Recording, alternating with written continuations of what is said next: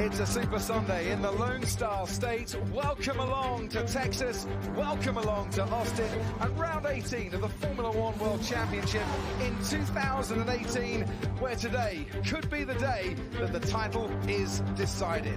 We are here once more then at this circuit. The seventh time we've raced at the Circuit of the Americas in the fastest growing large city in the USA. And the city in the USA voted the #1 place to live for the last 2 years. Is that down to the highest speed limit, being 85 miles an hour, or the fact that it's the live capital, music capital of the world? Who knows, but it's great to be here at the 10th different Formula One venue in the USA, the most different venues by any country, and where the driver's title has been decided 7 times in the past. The design of this circuit inspired by several European Formula One tracks, and it's a great track as well. 3.4 miles long. We climb up to turn 1, descend down through the S's. The long back straight sees speeds of over 200 miles an hour, and plenty of action into turn 12 for overtaking, and turn 1 of course as well. It's going to be an interesting start today. It was back in 2015. Nico Rosberg losing out to Lewis Hamilton there and coming off second best. Into turn 12, Danny Ricciardo and Nico Hülkenberg proving how it's not done in 2015, and Max Verstappen in 2017 doing his best to get past Kimi Räikkönen and get onto the podium, but all 4 wheels were off the track and he got kicked off that podium a few moments later. We have 3 compounds of tyre today. It's the soft with the yellow stripe, the super soft with the red stripe, the ultra soft with the purple stripe, and that's the tyre that Kimi Räikkönen starts on. The super soft for Lewis Hamilton. It's going to be a mad dash into turn 1. The starting grid then, Hamilton with his 81st career pole. He's won in the US every time he started on the front row. Kimi Räikkönen alongside him for Ferrari. Valtteri Bottas starts 3rd as he did last year. Danny Ricciardo 4th, his highest grid spot since pole in Monaco. A 3-place grid penalty demoted Sebastian Vettel to 5th. He's got Esteban Ocon for company in the Force India. Nico Hülkenberg for the 6th time this year starts 7th alongside Romain Grosjean. Haas in the top 10 here for the first time ever. Charles Leclerc starts 9th ahead of Sergio Perez, who scored here for the last 3 years. Carlos Sainz missed out on Q3 by 2 milliseconds. He keeps Kevin Magnussen company. Fernando Alonso promoted along with Sergei Sirotkin because of others' penalties. Williams and McLaren both knocked out in Q1. Lance Stroll keeps Marcus Ericsson for company as he's beaten in qualifying by a teammate for the first time here. Stoffel Van Dorn starts 17th alongside Max Verstappen. A 5-place grid penalty for him. Pierre Gasly sent to the back of the grid because of engine penalties, as is Brendan Hartley, who made his debut here 12 months ago and started last that day because of grid penalties. Nothing has changed 12 months on for him. It's a glorious day for a title decider. Whether Lewis Hamilton does it or not, Martin Brundle, I think we've got one hell of a race here in Texas ahead of us. Absolutely agree. Grid is perfectly poised. Hamilton out front, Räikkönen on the softer tyres, as you say. Vettel out of position. I mean, his misdemeanour on Friday was a little bit like, wandering into a bus lane in London by mistake. It was, but rules are rules, and the other 18 drivers did not breach that rule. You've got to respect red flags. You must never disrespect them. So Vettel taking that critical 3-place drop. Further down the field, we've got Verstappen in 18th place. And above all then, Pirelli throw a double 6 and say, we're going to have to put the tyre pressures up. We're critical on these cars for the shape of the tyre, the squash of the tyre, the ride height of the car, and then the track temperature for good measure. Well, we've actually got some now. It's 28 degrees Celsius. So we're going in to a great unknown with several people out of position on the grid. Championship is up for grabs. What will Räikkönen and Bottas do to help their 2 respective teammates, if at all? Räikkönen probably fancies winning this race all for himself. So this could be Kimi Räikkönen's last chance to win a Formula One Grand Prix. With all due respect to Sauber, where he goes next year, he's not likely to be on the front row very often. So does he drive for himself today, or does he try and get into the lead, hold the pack up a little bit, allow his teammate to get closer to Lewis Hamilton and do the job for Ferrari? I think that's what we ask him to do. Get in front, control the pack, control the race. They're then going, there's so many unknowns here about how far the tyres will go and how they'll perform.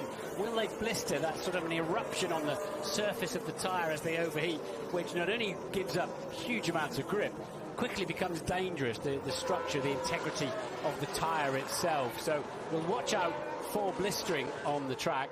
as they head out. And the bigger problem is on the first lap here, it's 15 cars wide into turn 1 and about 3 cars wide on the outside. So inevitably something has to give in the middle, and it's usually a front wing or two. Right, this the part of the track modelled on the Beckett's Chapel complex. It's faster than that, though. You're swooping downhill as well. It's absolutely fantastic.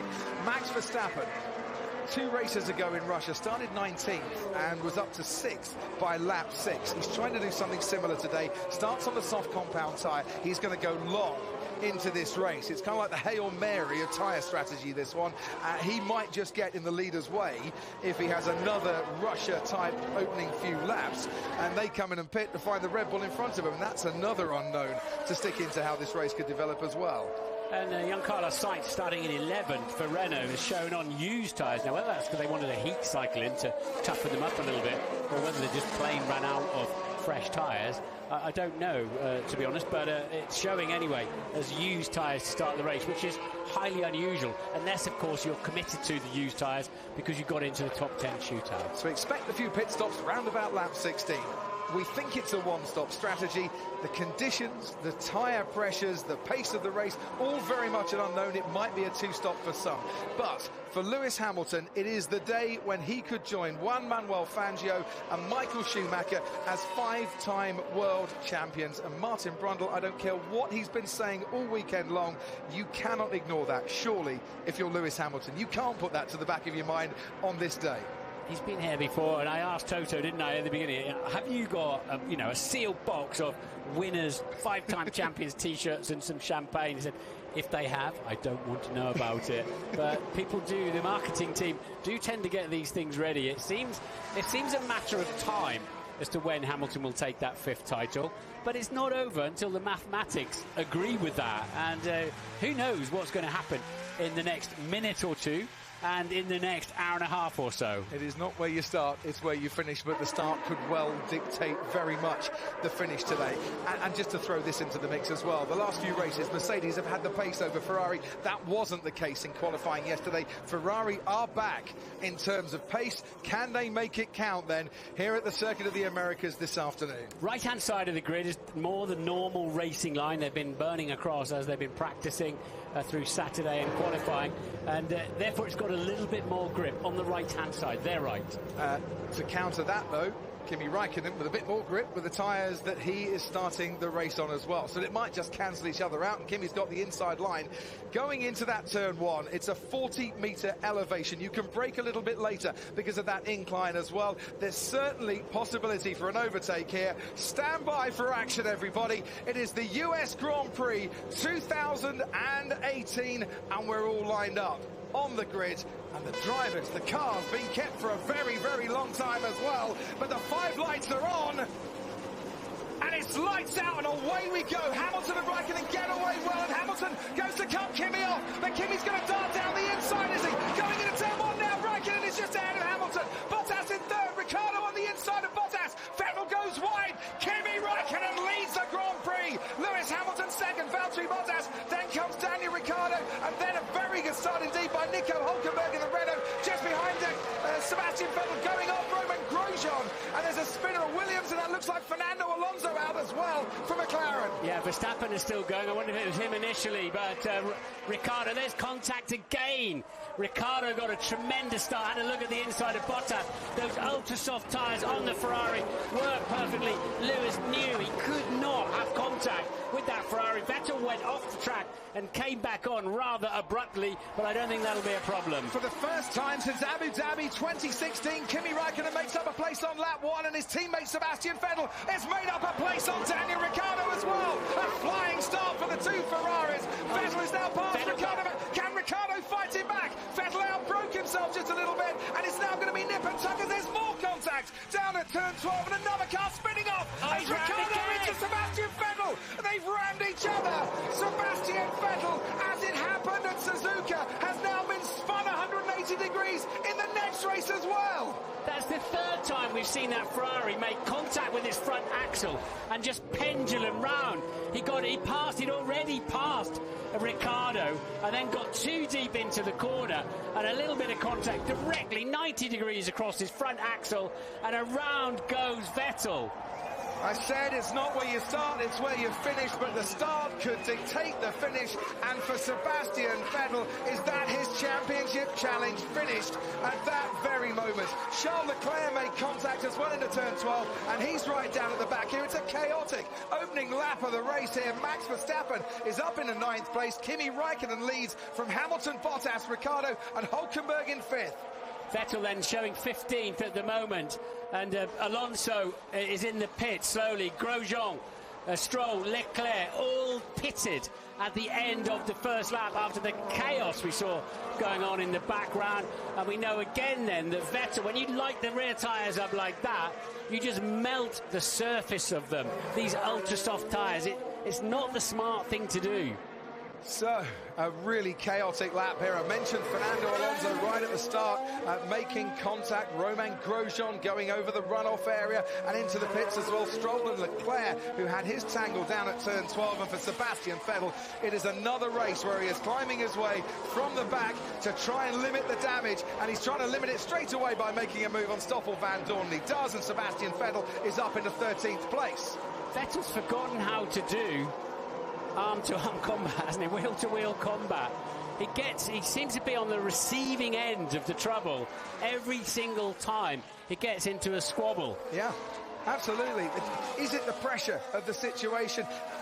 Along with Daniel Ricciardo, then neither were going to concede an inch. Vettel looked like he got the move done, Martin, but it certainly didn't happen. Here's Max Verstappen, who at the moment is up in the 9th place and behind Sergio Perez, trying to make a move now on the Force India, down the main straight and into turn 1. We can ride on board with Max Verstappen. Kimi Räikkönen's got a 2.3 second lead out in front. Hamilton's got the same advantage over Bottas. Is Verstappen a bit too far behind the Force India on this occasion? Yes, he is. And the stewards investigating. Derek Warwick, the driver's steward, this weekend, an awful lot of first lap incidents. I think every single one's going to be looked at there. Yeah, that's going to be busy, isn't it? And DRS now enabled as per usual when they move into the 3rd lap. But if anything, it was Vettel giving Ricciardo quite the shove, wasn't it? But he got the overtake done, got too hot into the braking zone, lost out again. Understandably, Ricciardo was like, I'll have that place back, thank you very much. And they went into the next corner side by side. Looked to me at turn 8 as well, Martin. There was a little bit of debris on the track down there, and I'm not surprised given the argy-bargy that's been going on in this race so far. Sebastian Vettel started 5th, now 13th. There's a long, long way to go before we reach the checkered flag. But if we do stay in this sort of scenario, Lewis Hamilton is the world champion. Vettel trying to do something about it. Got Van Dorn on the last lap. This time it's Brendan Hartley who goes down the inside of into turn 12. And this time it's Brendan Hartley that he manages to pass. A slightly easier move on Hartley than it was on Ricciardo 2 laps ago. Yeah, what these midfielders know is they're for World Championship points is what they're looking out for. They're not fighting Vettel. It's only a matter of time before he gets past. So don't lose time fighting the impossible fight. Let him get out of the way and focus on who really matters, which is a few cars in front and behind you. And that's exactly there what Sergei Sorokin did as well, as Vettel made another place up. Right, let's look at the start here. Kimi Räikkönen, Hamilton getting away pretty evenly, but in the 2nd phase, there's the Ferrari alongside. Yeah, I think Lewis either hit the rev limiter or just lit the rear tyres up a bit, because he lost out, didn't he? There was a phase of that start where he lost out, and you can see Ricciardo in 3rd, 4th, having a look at 3rd. Let's just watch Lewis on the right. Yeah, Lewis, you could see the rear tyres just loosened off a little bit. Kimi had perfect traction.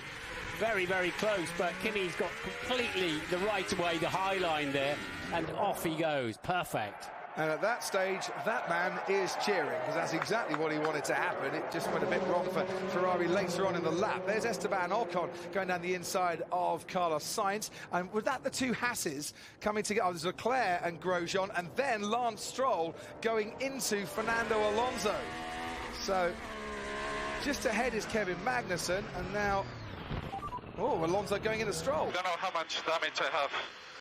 These guys are impossible to race with. Impossible. And they cannot do the stars like this, you know. You cannot go into the corners crashing with other cars. Right, well, he won't be doing it next year, obviously, but not happy about that today. There's Charles Leclerc after having been made contact. I think that could have been by Romain Grosjean down there. And there's Vettel spinning around. It just seems to defy the laws of physics with Vettel. It happened in Monza when he hit Hamilton.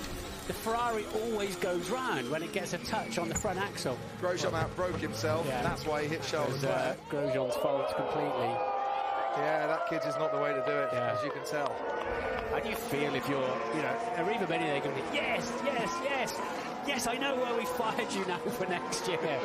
As Raikkonen leads by 1.6 seconds.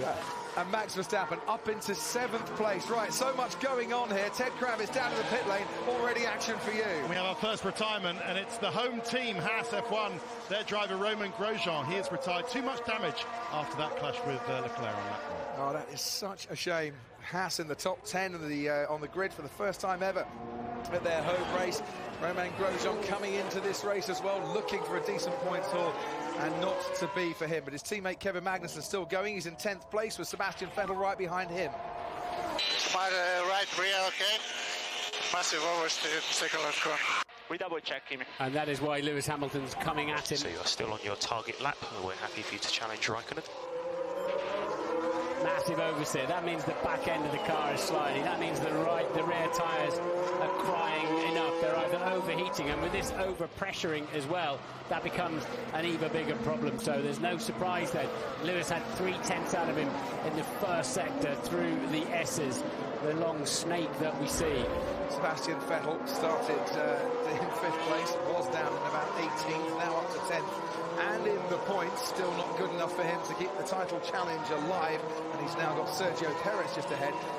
Vettel's chances are going to be a bit hindered when he comes up behind Max Verstappen in a few laps' time. That might be the first road blockage for him. And Kimi Raikkonen, with the fastest lap of the race, is now 2 seconds clear. And the stewards have decided that Lance Stroll needs a drive-through penalty for causing a collision. That collision we saw with Fernando Alonso. I've seen that from a different angle. It looked as if he got squeezed to me. Because Fernando had somebody else on his outside. It just looked like a first lap normal racing thing, but they can see it from any number of angles. So in a normal F1 style race this year, without retirements or massive tyre dramas, you would think the best that Vettel can do from here is 6th in the Grand Prix, wouldn't you? With Verstappen ahead of him as well. Both Red Bulls. Could he catch those two past them? Possibly, but then you're looking at 4th. Either which way, it's not really going to be quite enough. But I think we've got a few surprises to come yet. Yeah.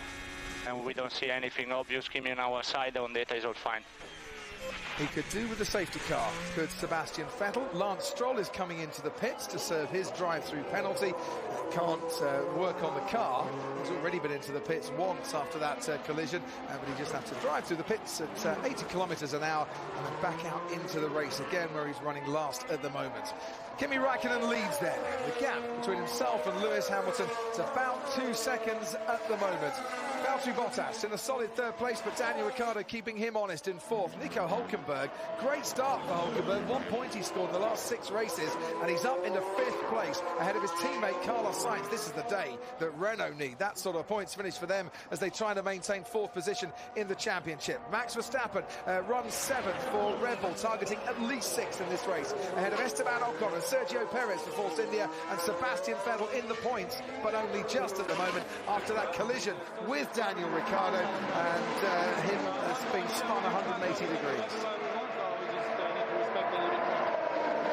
We'll ask Gunther Steiner about that conversation in a few moments. He's on the pit wall for us this week, and the stewards are going to look at the Grosjean-Leclerc collision after the race. Yeah, I think that will be, if they give blame, I think that'll be Romain Grosjean's fault from the angles that I saw there anyway. But shame that we've lost Grosjean and Alonso. Stroll's done his drive-through, as you said.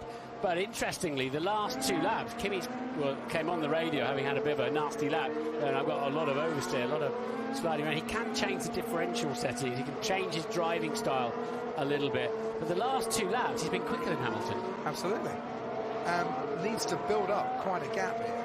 A, to ward off any threat of the undercut, but B, because he is on that faster tyre, and it shouldn't last as long as Hamilton's super soft. We're on board now with Max Verstappen, who has got past Carlos Sainz, and he's now got past Nico Hülkenberg as well. And Verstappen now up into the top 5. I think Vettel-Verstappen could be quite a little squabble down the road. because the Ferrari ought to have more pace around here. And how do you base that theory, Martin, on any previous evidence we've seen between them? I'm thinking of Japan, which I thought was a Vettel lunge on that occasion. I don't know how it was called at the time because I wasn't there, but Seb's showing some very good pace now. I almost sent you a text message actually to see what you thought about that on your sofa. I could hear you shouting all the way from Suzuka. There's no point in having in an unusual overtaking place like Spoon Corner was in Japan, having a lunge at Max Verstappen. He will not get out of the way. Reputationally, he doesn't want to do that, and he doesn't give, a hoot about Vettel's championship. He was not going to let him through there. Right, they're having a few busy men at the start of this race, mainly in the stewards' room, looking through a lot of incidents. And Paul di Resta down at Sky Race Control. I don't even know where you're going to start to look at these opening laps, Paul, but what have you got for us? Yeah, there's nothing as bizarre, Crofty, isn't it, when that car went round? It just touched, and with a little bit of steering lock, like Martin said. As you can see, it just goes round, and there's nothing he can do. All the cars obviously go by him. But I'm watching very closely Hamilton's front right tyre. It doesn't look quite as in good a shape as Raikkonen's, and I think that's probably where he's losing out a little bit of lap time at the moment. But I'm just wondering if he's saving himself for an attack at the moment, because he seems to have got himself in clean air, so maybe it's just a temperature thing, but I expect he will be making an attack. And on Vettel, the straight line speed he's got on the onboard, it's incredible. I don't think Verstappen will be able to stop him that easy. Thanks ever so much, Paul. Yeah, watching Lewis come pick up on that and continue with Paul's thought there. It sounds to me like Lewis is almost a gear up through all the slow corners, just killing down, just watering down the torque, the twisting power of the engine. And you can hear it there. The engine sounds really flat as he's just calmly accelerating and keeping those tyres for later on. So, lap 8 of this race. Valtteri Bottas in third has just set his fastest lap of the race. And in the last couple of laps, actually, he's pulled himself out of a bit of a potential threat from Daniel Ricciardo. Talking of which, the stewards have decided no further action. Daniel Ricciardo and Sebastian Vettel. So, some great impressions there of Formula One cars. I think that was probably like a turbo from the 1980s rather than 2018. But no further action. Ricciardo and Vettel. Yep. First lap, racing incident. If anybody's, it was. I think Daniel might say I was a little bit unfortunate. I feel like I might well have been the innocent victim on the outside there with a, because he did come across and give him a good shove, didn't he? But remembering, of course, that Vettel went around, and I think these things matter. It was Vettel. Oh no! Stopping. Daniel Ricciardo stopping by the side of the track. Now, is this as a consequence of that incident with Sebastian Vettel? Either way, just off the exit of turn 11, he is pulled over to the side of the track, and his last US Grand Prix for Red Bull ends with a mechanical retirement on lap 9. And it's another retirement for Daniel Ricciardo, who'd had 3 races where he'd scored points and finished. But before that, in Italy, and in Belgium, and in Germany, and in Austria, and in Azerbaijan, and in Bahrain, had also had a DNF against his name. Plays into Vettel's hands as well in terms of the championship.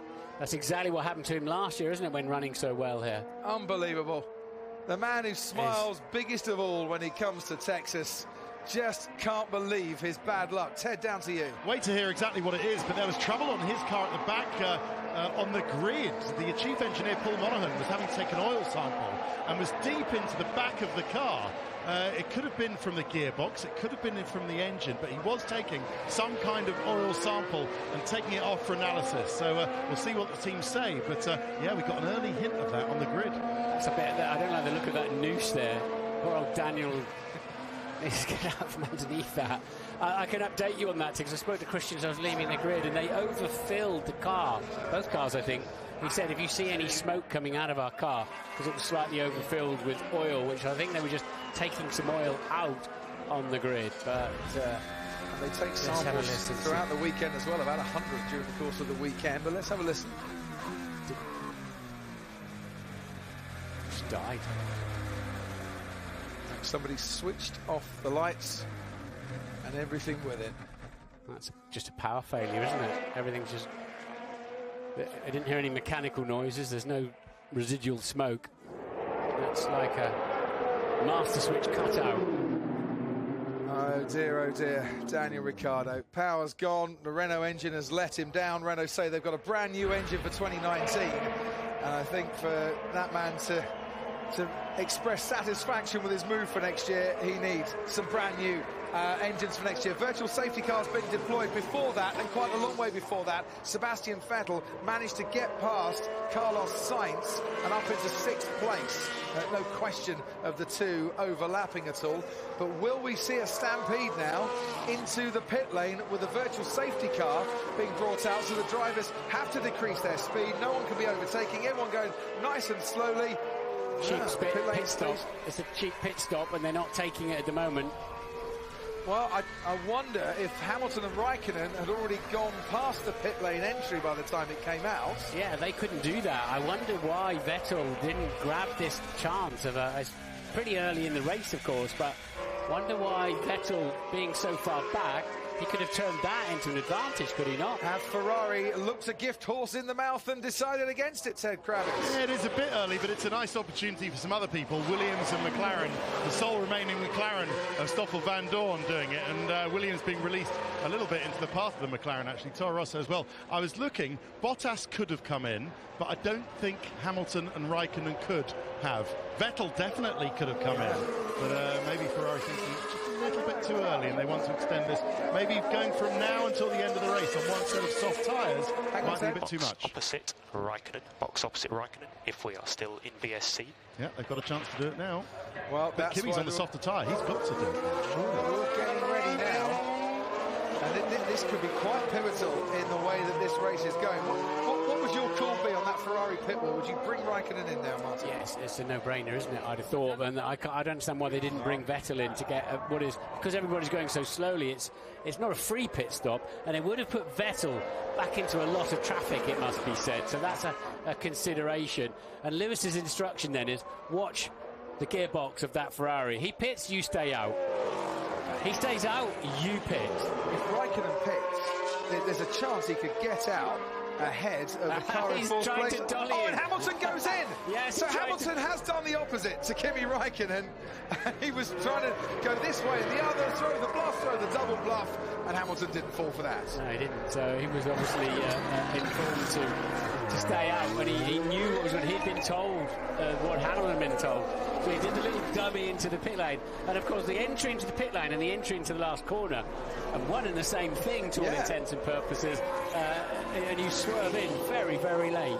So Lewis Hamilton pitting comes out behind his teammate Valtteri Bottas, but ahead of Max Verstappen in fourth place. And that's what I was trying to say, if they brought Raikkonen in, he too would be ahead of Max Verstappen, Martin. Verstappen on the soft compound tyre, he's going to be going long anyway, so if Ferrari stop now, whatever they do at normal racing speed, they're going to be behind Verstappen. Yeah, I mean, it was a problem for Vettel if he stopped. He would get a lot of traffic.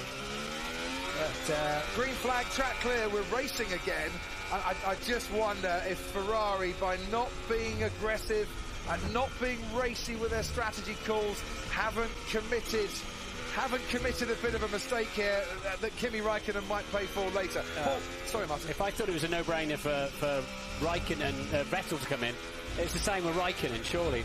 Paul at race control. They need to roll a double six today, don't they? I don't get the Vettel one, why he didn't come in. But for Raikkonen, I can understand maybe for track position on Bottas, because if they pitted, of course they're going to come across. Hamilton's going to get that wave through, but that could influence it quite a lot. Kimi, most likely Hamilton is on 2 stops. They just say most likely 2 stops. 2 stops, so they're trying to pacify him as to why he didn't come in, trying to explain to the driver why, he's like, why didn't he come in?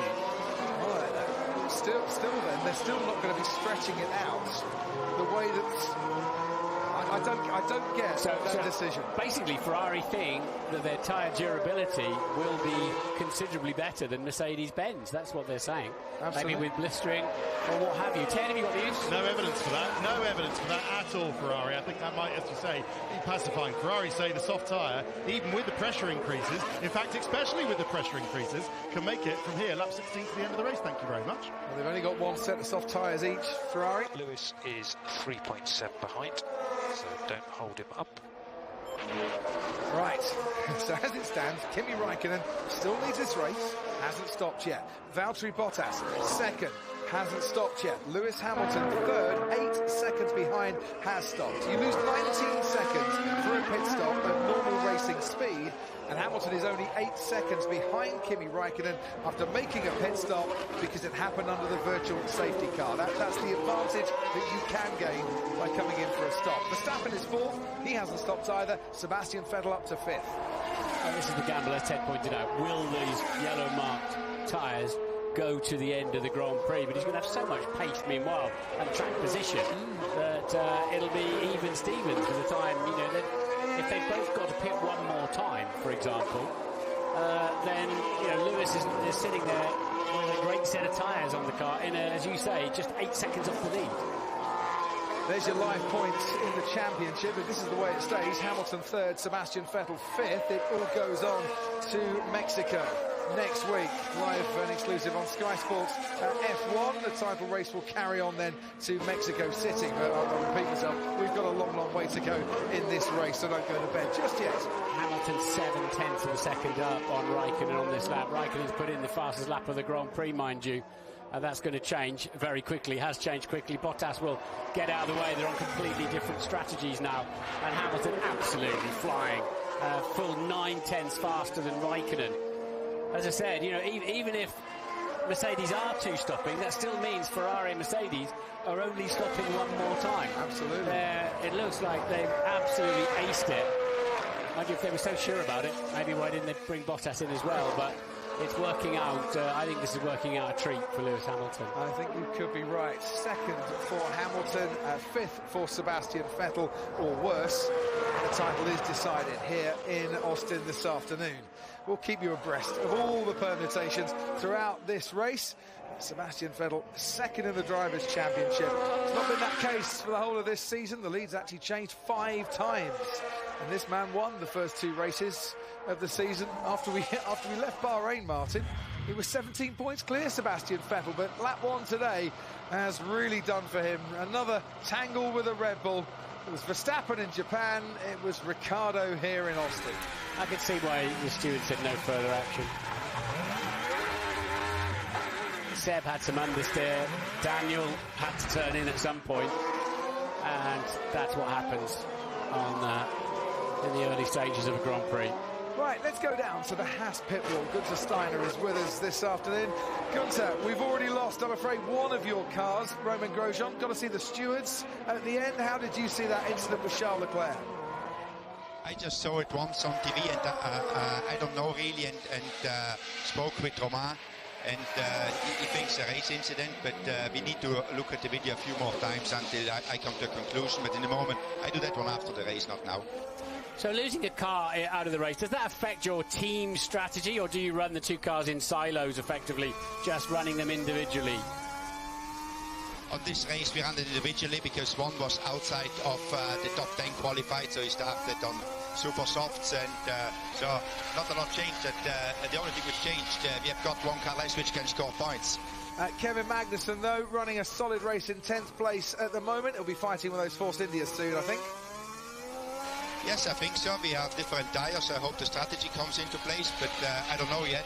Still a long way to go.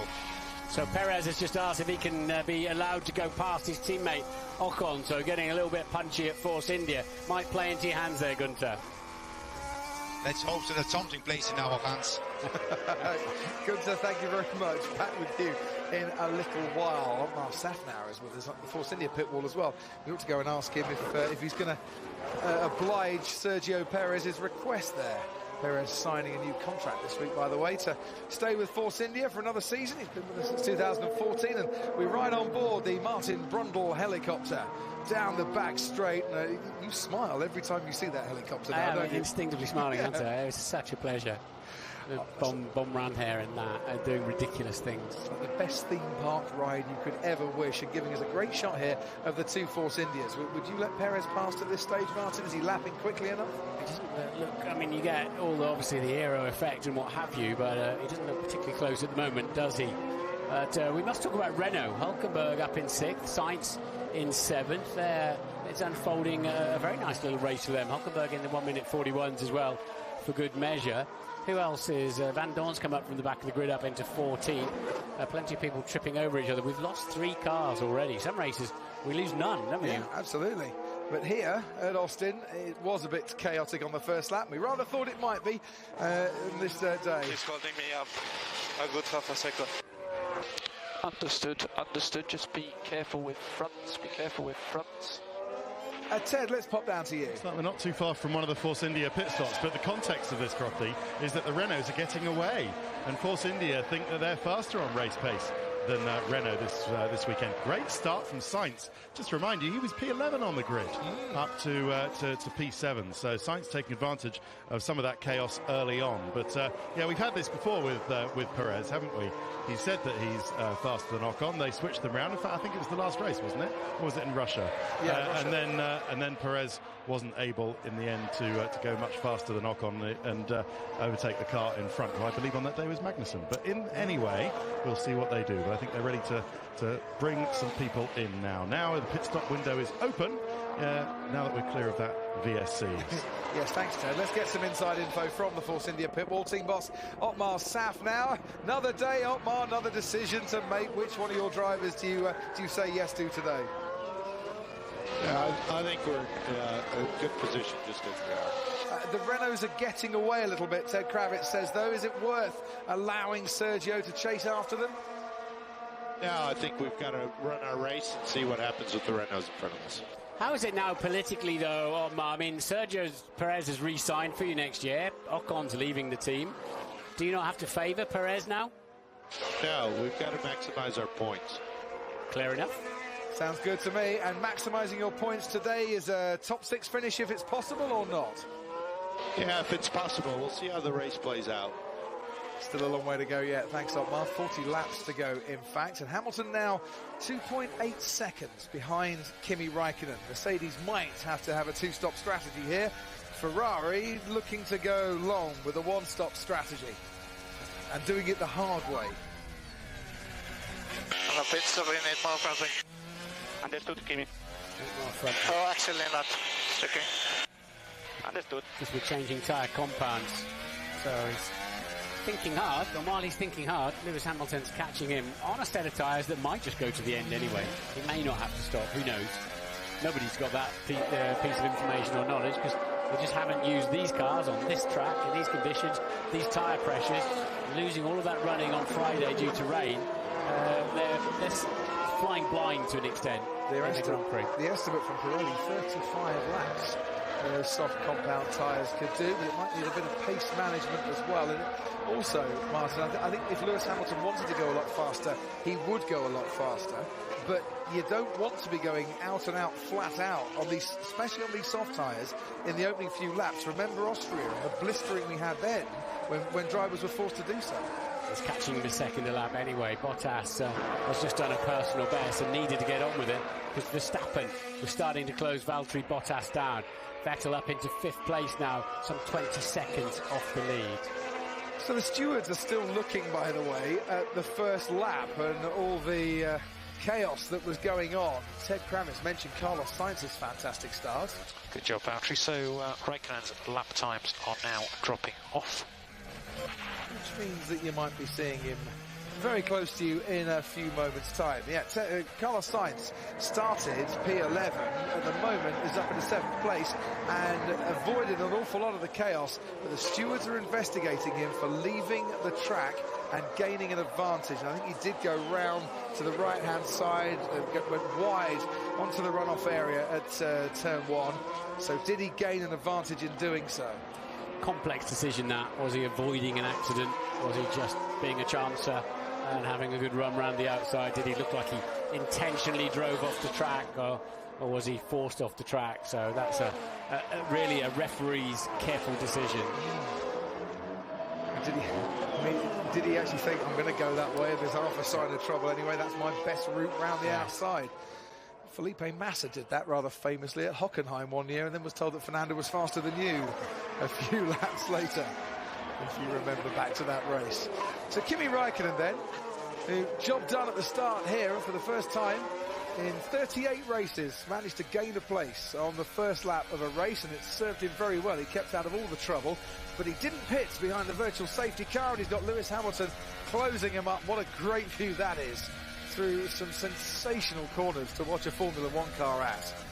Now Hamilton's starting to get a little bit affected, the turbulent wake of that Ferrari ahead, and we'll see what the pace is like going down the back straight, Martin, because if Hamilton can squeeze past, he'll want to do it down into turn 12, but is that Ferrari a little bit slippier through the air? Has it got the pace to stay ahead of the Mercedes charging behind him? Kimi's on the radio saying, I can't hold him, but on a day, remember, what was all our chat just before the race started? You know, this is a day where tyres are the great unknown, tyre pressures are high. The chance of a cheap pit stop under a virtual safety car, surely you're going to grab it. Yeah. You're going to take it. Why give up that sort of, you know, as you point out, 8-second faster pit stop? I'm not going to say Ferrari were right or wrong, but I'd love to sit down with their strategist and say, what was your thinking at that time? Well, it clearly looked wrong, unless Hamilton's tyres completely fall apart. But I say again, that still means they've each only got to do one more pit stop, if that's the case. But look at the kind of pace Hamilton's had since then. It just seems so obvious, but it always is up here, isn't it? Sitting on the pit wall. But I don't know. At least pit one of them anyway. At least pit one of the Ferraris like Mercedes did. Here comes Hamilton then. How long can Kimi Räikkönen hold him off? He would dearly love to hold him off. Going into turn 1, Hamilton thought about going down the inside. Now switches round the outside. Will get great traction coming out of turn 1 and down the hill into turn 2 here. But still, Räikkönen stays ahead. And this is a part of the track it's very, very tricky to pass. So Hamilton just has to back off for a little bit longer. And Kimi Räikkönen holds Lewis Hamilton up for that bit more. Paul di Resta is at Sky Race Control.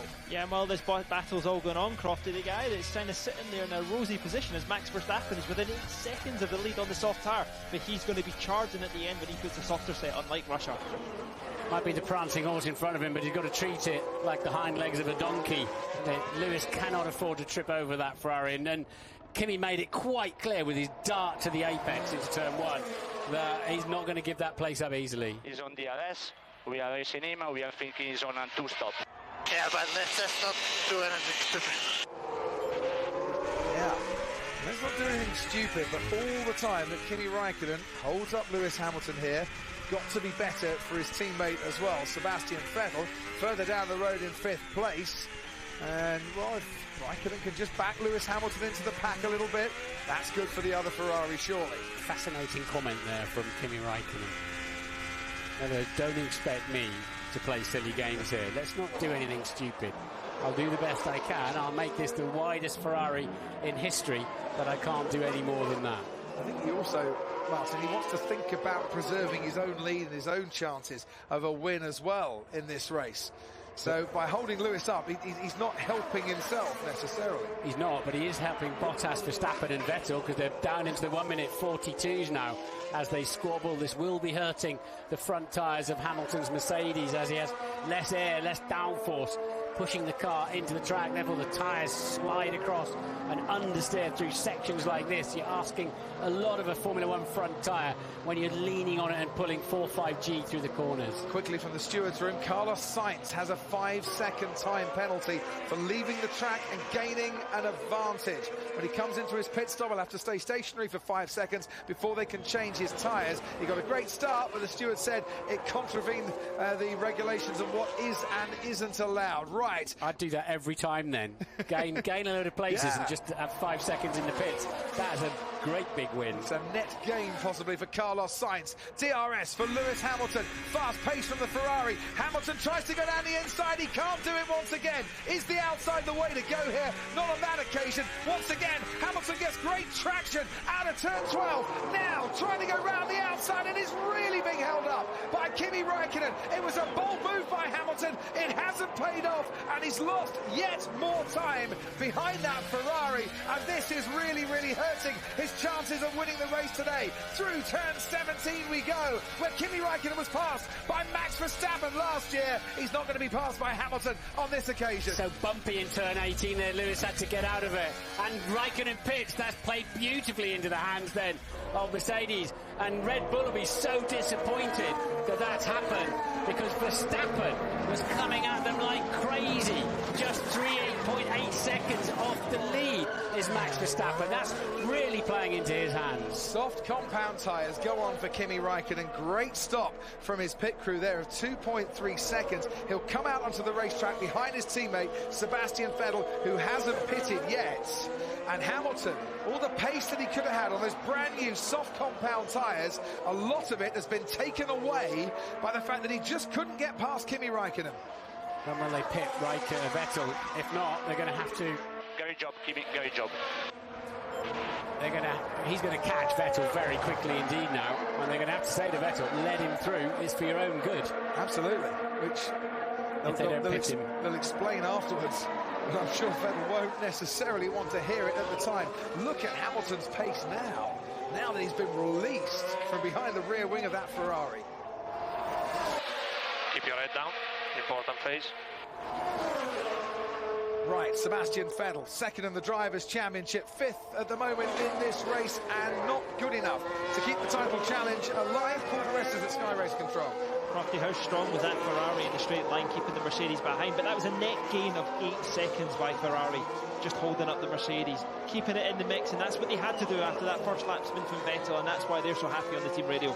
I wonder why, though, if that's the tactic and it was working so effectively, why they didn't carry on doing it for another 2 or 3 laps, as to, you know, it was so effective in backing the pack up.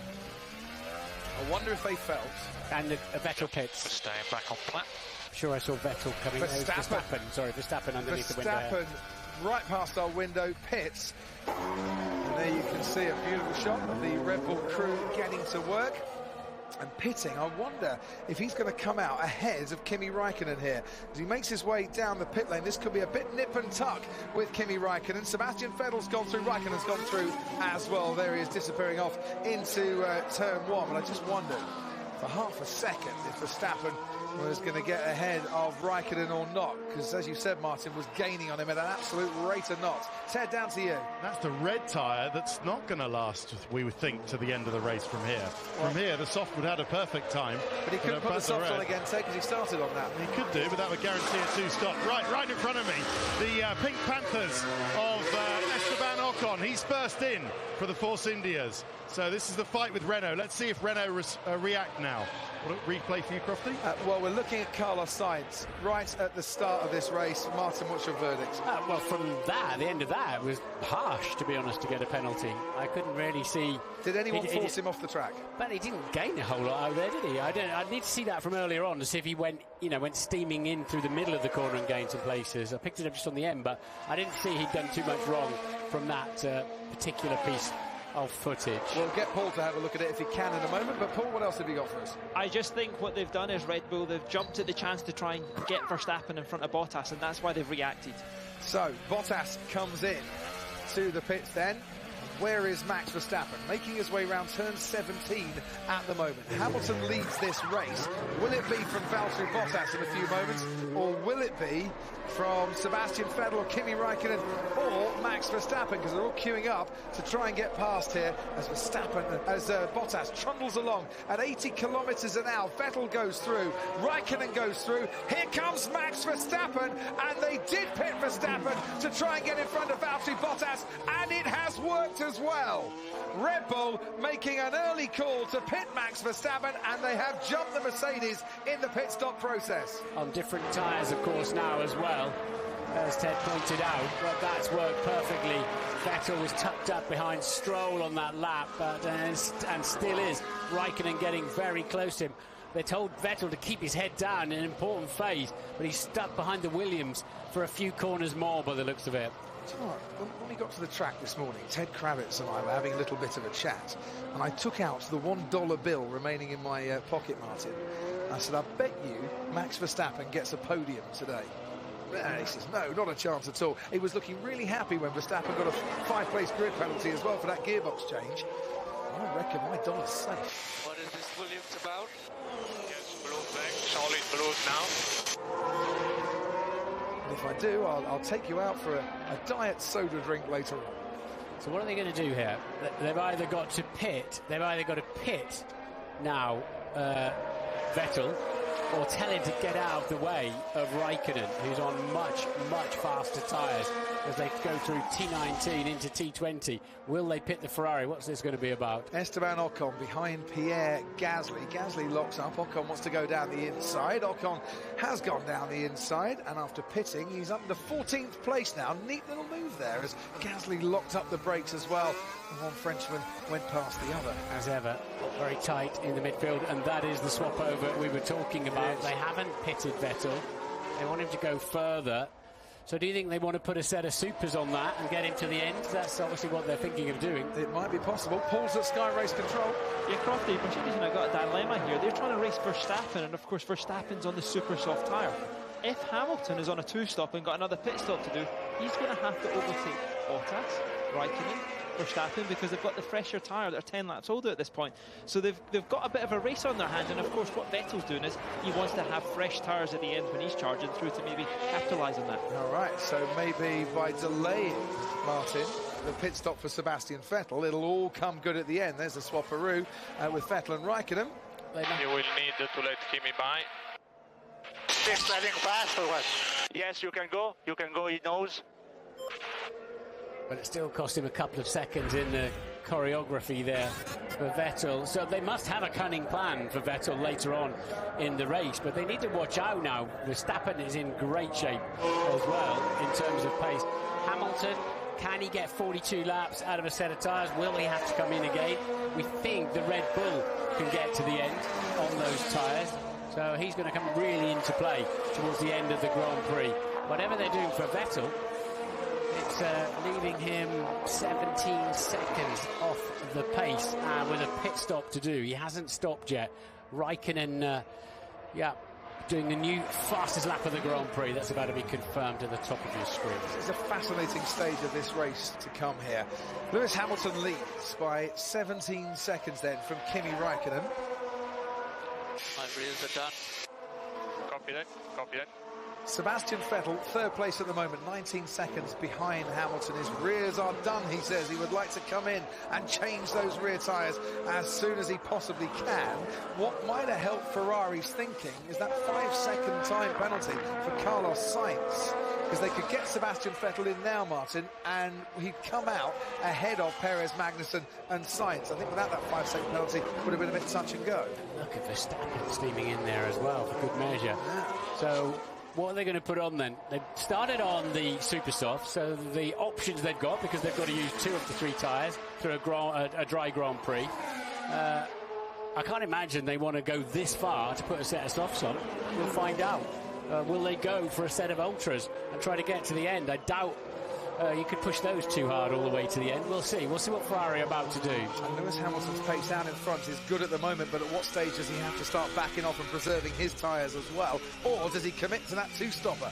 Sebastian box. Sebastian Vettel doesn't really want to hold Max Verstappen up here for very much longer. He's pitting anyway.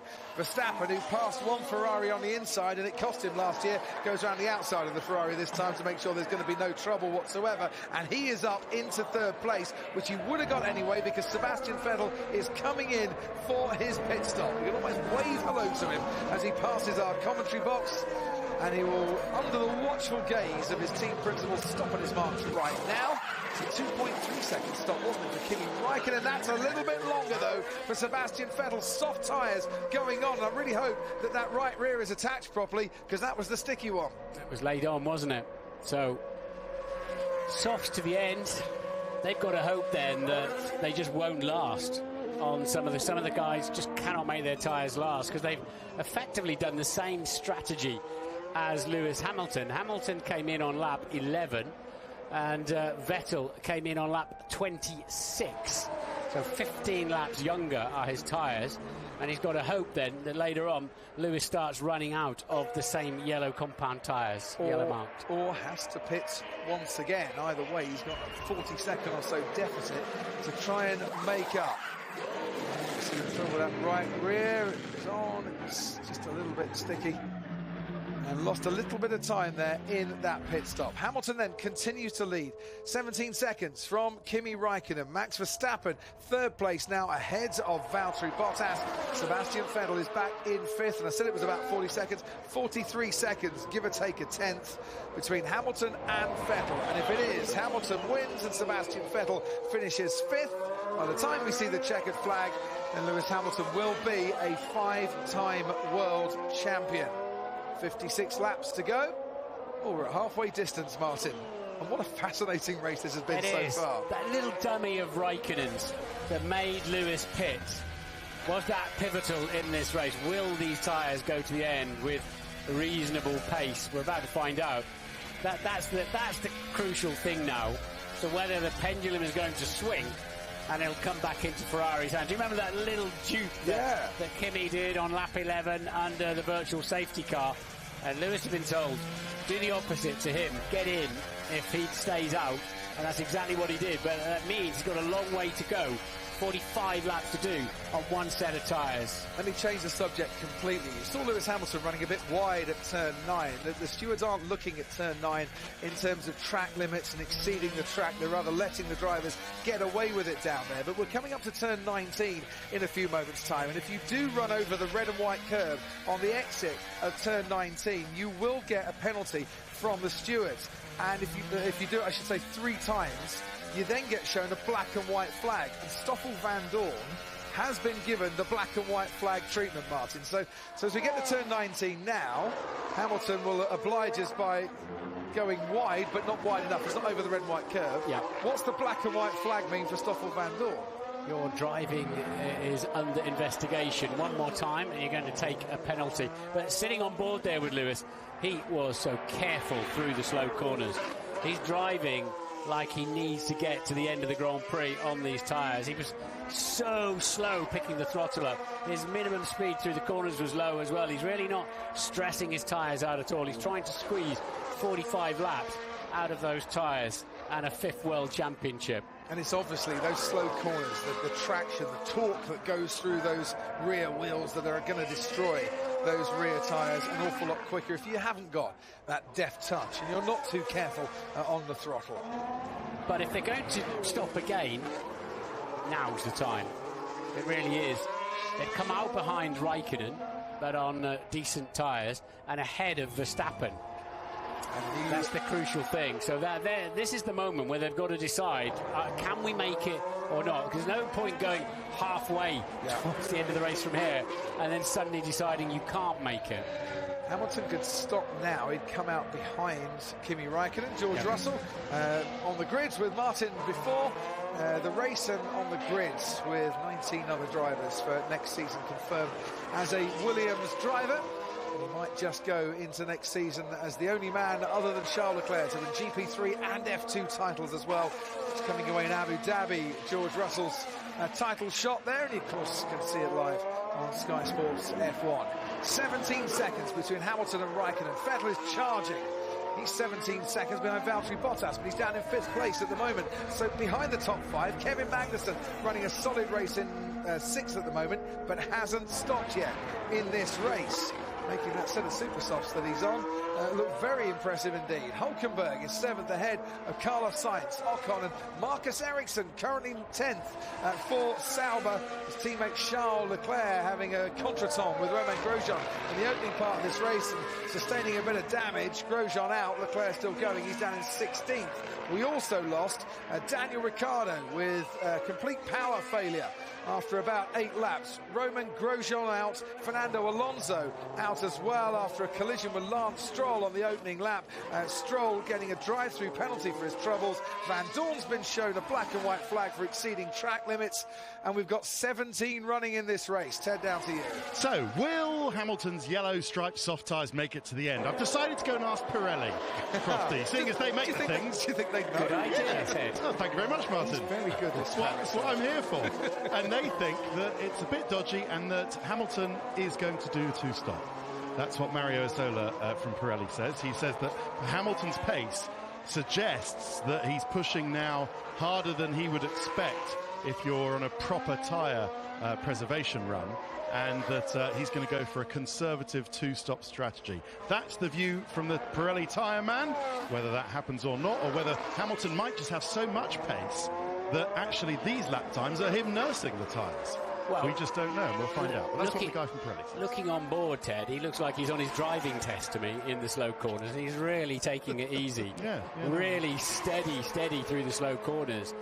Through the higher speed corners, when you've got the downforce and you're not scrubbing the tyres across the track, you can push a little bit harder. But so what is a conservative two-stop then, Ted? That's the key thing. When will he come in then if they're going to two-stop? Is to put the red stripe super soft tyres with, I guess, 15 to go, and just see what you get from that. The problem is rear tyre temperatures. It's not particularly blisters, although if you push it too hard they will blister.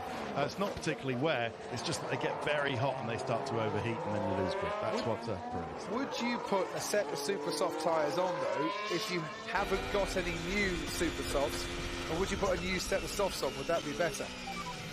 Well, you're saying... Hang on. Do you see any degradation on the prime runners? I'll let you know. They have different terminology within, just to overcomplicate the tyre thing. We call them prime and options, unfortunately. These are being the options. Prime being the harder, which is the soft. Option being the softer, which is the super. And qualifying being the ultra, which is confusing. Yes, exactly. So anyway, we call them, and thankfully next year they're going soft, medium and hard. There will be over a range of 7 different compounds, but they are, at least they're going to be more identifiable, and that's another, that was fully outside the rules. That will count as an infringement of the regulations. He's allowed to do that 3 times. If you go over the red and white curve. Apparently the white line that defines the track limits doesn't count this weekend. Send your postcards to Charlie Whiting on that one. I still have no idea on it. Or turn 9, of course, where they completely ignore the racetrack altogether. And the only thing that keeps them coming back onto the track there is the grass. So there's your live points in the championship. Lewis Hamilton 356 points, Sebastian Vettel 274 points. Lewis Hamilton would be world champion if it finishes like this. Ted, down to you. Okay, I think you're about to say that Hamilton doesn't have any new of the red tyres left. That's right, which is absolutely right. He doesn't. Which is what makes me think he's going to go to the end on this set of yellow tyres. But the right rear is not looking very good. I think it's got some light blistering in the middle of the right rear tyre of Lewis Hamilton. Vettel's flying along as well now. The magic number's 23, isn't it? You need that to take a pit stop. So he's got 17 in hand. Wouldn't be too much to make up, and he'd be clear of Bottas anyway. Not that they'd have to, they'd get it past anyway. I think that magic number's come down a bit today, Ted. To us, it used to be around 23 here, but the pace has increased a bit. Obviously, with the cars going faster than last year, I think you're looking at between 19 and 20 as the magic number. What's really interesting, Hamilton stopped at the moment and took the pit stop. He'd come out about 19 seconds clear of Sebastian Vettel, but Vettel is lapping about 1.5 seconds quicker than Lewis Hamilton on the road. So these margins, you said, Martin, a few moments ago, now's the time, if they're going to stop Hamilton, to do it, because Vettel is gaining and gaining and gaining without any problems of running closely to Hamilton in any turbulent wake. Also remembering, Crofty, if Hamilton finishes second, so maybe he doesn't care about going out behind Raikkonen. If he finishes second and Vettel finishes 5th, he's the world champion. He is still the world champion, right. So Raikkonen is sort of almost irrelevant in that. But you've got to assume then that there's not some kind of issue. We will retire the car. Box this lap. Box. As I mentioned, Charles Leclerc getting T-boned rather by Romain Grosjean, who locked up on the opening lap down at turn 12, and Charles Leclerc retiring for the 2nd race in a row. Disappointing end to his first ever US Grand Prix. Drove here in practice last year, but racing here for the first time, and that's back-to-back retirements for the young man from Monaco. Hamilton about to become a pit stop behind Verstappen as well. So he'll drop in. If he does stop, he'll drop in to 3rd place, and his times have gone into the 1:40s as well now. So I don't think that's suddenly not looking that cracky, is it, for Lewis? In the 1:40s to looking after his tyres, that's not fast enough. And if they go too much further, they're wasting valuable time on the fresh tyres. So Ferrari choosing not to come in behind the virtual safety car. Mercedes choosing to pit Lewis Hamilton. Ferrari leaving Kimi Raikkonen out there a bit longer. His tyres looking more sharper now than Lewis Hamilton's. I told you I want to go and see that Ferrari strategist and shake his hand and say a job well done at the end of it. Or did we think they got it wrong? they took a gamble. It might pay off, it might not, but Kimi Raikkonen still very much in this race. Max Verstappen still very much in this race as well. Valtteri Bottas could still be very much in this race. Sebastian Vettel, you never know, could still be in this race. Hamilton into the 1:41s now. That's slow. That's just plain slow. 1.6 slower than Raikkonen. So he'll get beaten just on pace at that rate. So they'll have to pit Hamilton soon, surely. And he's also coming up to traffic. Brendan Hartley and Pierre Gasly and Stoffel Van Dorn right ahead of Lewis Hamilton. That traffic might just be slowing him down a little bit as he makes his way through the S's section. You said, Martin, 4 laps to go. Now's the time to bring Lewis Hamilton in. And Mercedes didn't do that at that stage. There's a lot more clever people than me, about 40 of them, thinking that through. So there'll be a reason why they didn't, rest assured. Just as Ferrari were playing the longer game on their strategy as well. But you can't help but feel on those sort of laps, he's gone out from the 39s into the 1:41s. We saw that small blistering on the rear of Lewis's tyres, and it's all starting to turn around. Fascinating race. This really is. Paul Di Resta. Oh, 2 seconds, Paul. Blue flags. He's found the blue flags. Getting a bit edgy in there, getting a bit edgy in that cockpit. That sounds like a man that's tense, doesn't it? But what that is the prediction that Mercedes probably put Hamilton on and stopped. He lost that net 8 seconds, and this is where the impact is, because he's not that bit further up the road and wasn't able to get the job done in Raikkonen. And that's what's going to make Raikkonen's race, if he wins this, was that battle with Hamilton. Kimi Raikkonen for 2 or 3 laps, about 3 laps, held Lewis Hamilton up, put some brilliant defensive moves in before he eventually pitted. And I think Ferrari pitted him right at the moment that they knew Kimi was going to get beaten into turn 1 if they'd have carried on. And with Kimi's pit stop, they might have timed it just right in terms of the battle with Hamilton. And the gap now down to 12 seconds between Hamilton and Raikkonen, and it's been coming down bit by bit by bit for the last 5 or 6 laps. Verstappen is also keeping pace with Kimi Raikkonen. Bottas on that same pace, all in the 1:39s. Apart from Sebastian Vettel, 1:38.4 for the last lap. He's going quicker than any of them. Hamilton will be behind Bottas if he with a pit stop in one more lap. He'll drop down to 4th place. That obviously won't be a difficult overtake for him, but Verstappen and Raikkonen will be, and Vettel's getting on it. So Ferrari's long game is beginning to come back. Of course, the thing is, if he does pit, he does drop behind all these cars, he will be on fresher tyres, he will have a chance to go out there and overtake as well to try and make amends. But that's the state of Lewis Hamilton's rear tyres. I'm not sure I'd fancy those, Martin. Yeah, they did say that Ferrari thought he was on a 2-stopper, didn't they? They did. Forever, that little sort of steam vapour coming out of the back of the Ferrari. It's been doing that since lap 1, been doing all season really, hasn't it? Quite. We've seen an awful lot of smoke coming from the back, steam, vapour, whatever it is. So all of that holding up that Kimi did earlier on is sort of playing into his own hands now, isn't it? Quite nicely when he was holding Lewis up. So I don't know why they didn't leave him out a bit longer, but there was obviously another part of the strategy that worked for that. Behind the top 5, Nico Hülkenberg back ahead of his teammates Carlos Sainz after Sainz pit stop, and a 5-second penalty for gaining an advantage at the start by leaving the track. Sainz about 5 seconds clear of Esteban Ocon at the moment. Force India getting a bit closer to that Renault. Kevin Magnussen has stopped and is now in 9th place ahead of Sergio Perez. Last points place is Sergio Perez's at the moment. Stoffel Van Dorn is running 11th ahead of Pierre Gasly, and everyone else has been lapped. Hartley, Ericsson, Sorokin and Stroll, the only others still running. So here's by then Vettel starting to catch Bottas. That's going to be personal if he arrives on the Mercedes gearbox. Vettel absolutely flying at the moment, but how hard can he keep pushing, Martin, to close down that 10-second gap and then still have half a chance of getting past Valtteri Bottas when he reaches it? It's almost It's almost like the opening exchanges of a heavyweight. It's left rear abrasion. There's burning a lot of the rear. Rear's running out. Copy. Here goes that helicopter again. It's like the opening exchanges of a heavyweight World Championship bout at the moment, isn't it? But he's just waiting for the first big knockout blow. Doesn't sound too stressy up on the pit wall at Mercedes, does it? The gap down to 10 seconds with 20 laps to go, so on sheer pace, Hamilton is not going to win this Grand Prix now. And with another pit stop, he's probably not going to win the Grand Prix.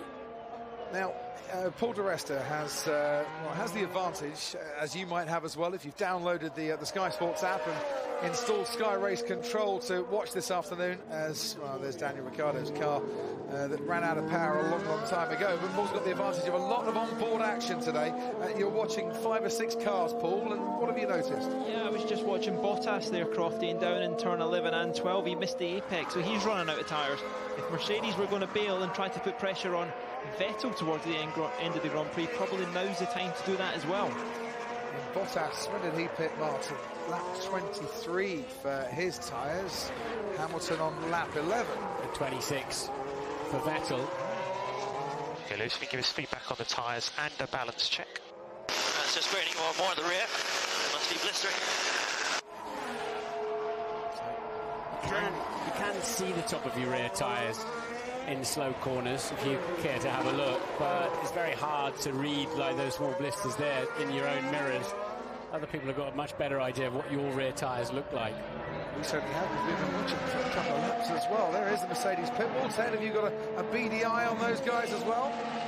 I'm looking down the pit lane. It's tense, isn't it? It's because it's all championship. So if he does pit and then finish P3, of course, Crofty, and Vettel is P5, then that is, yeah, he is pitting. He is coming in. He is pitting. He is coming in. If Hamilton was to finish third and so Vettel finished P5, it carries on to Mexico. Exactly. So it is conservative.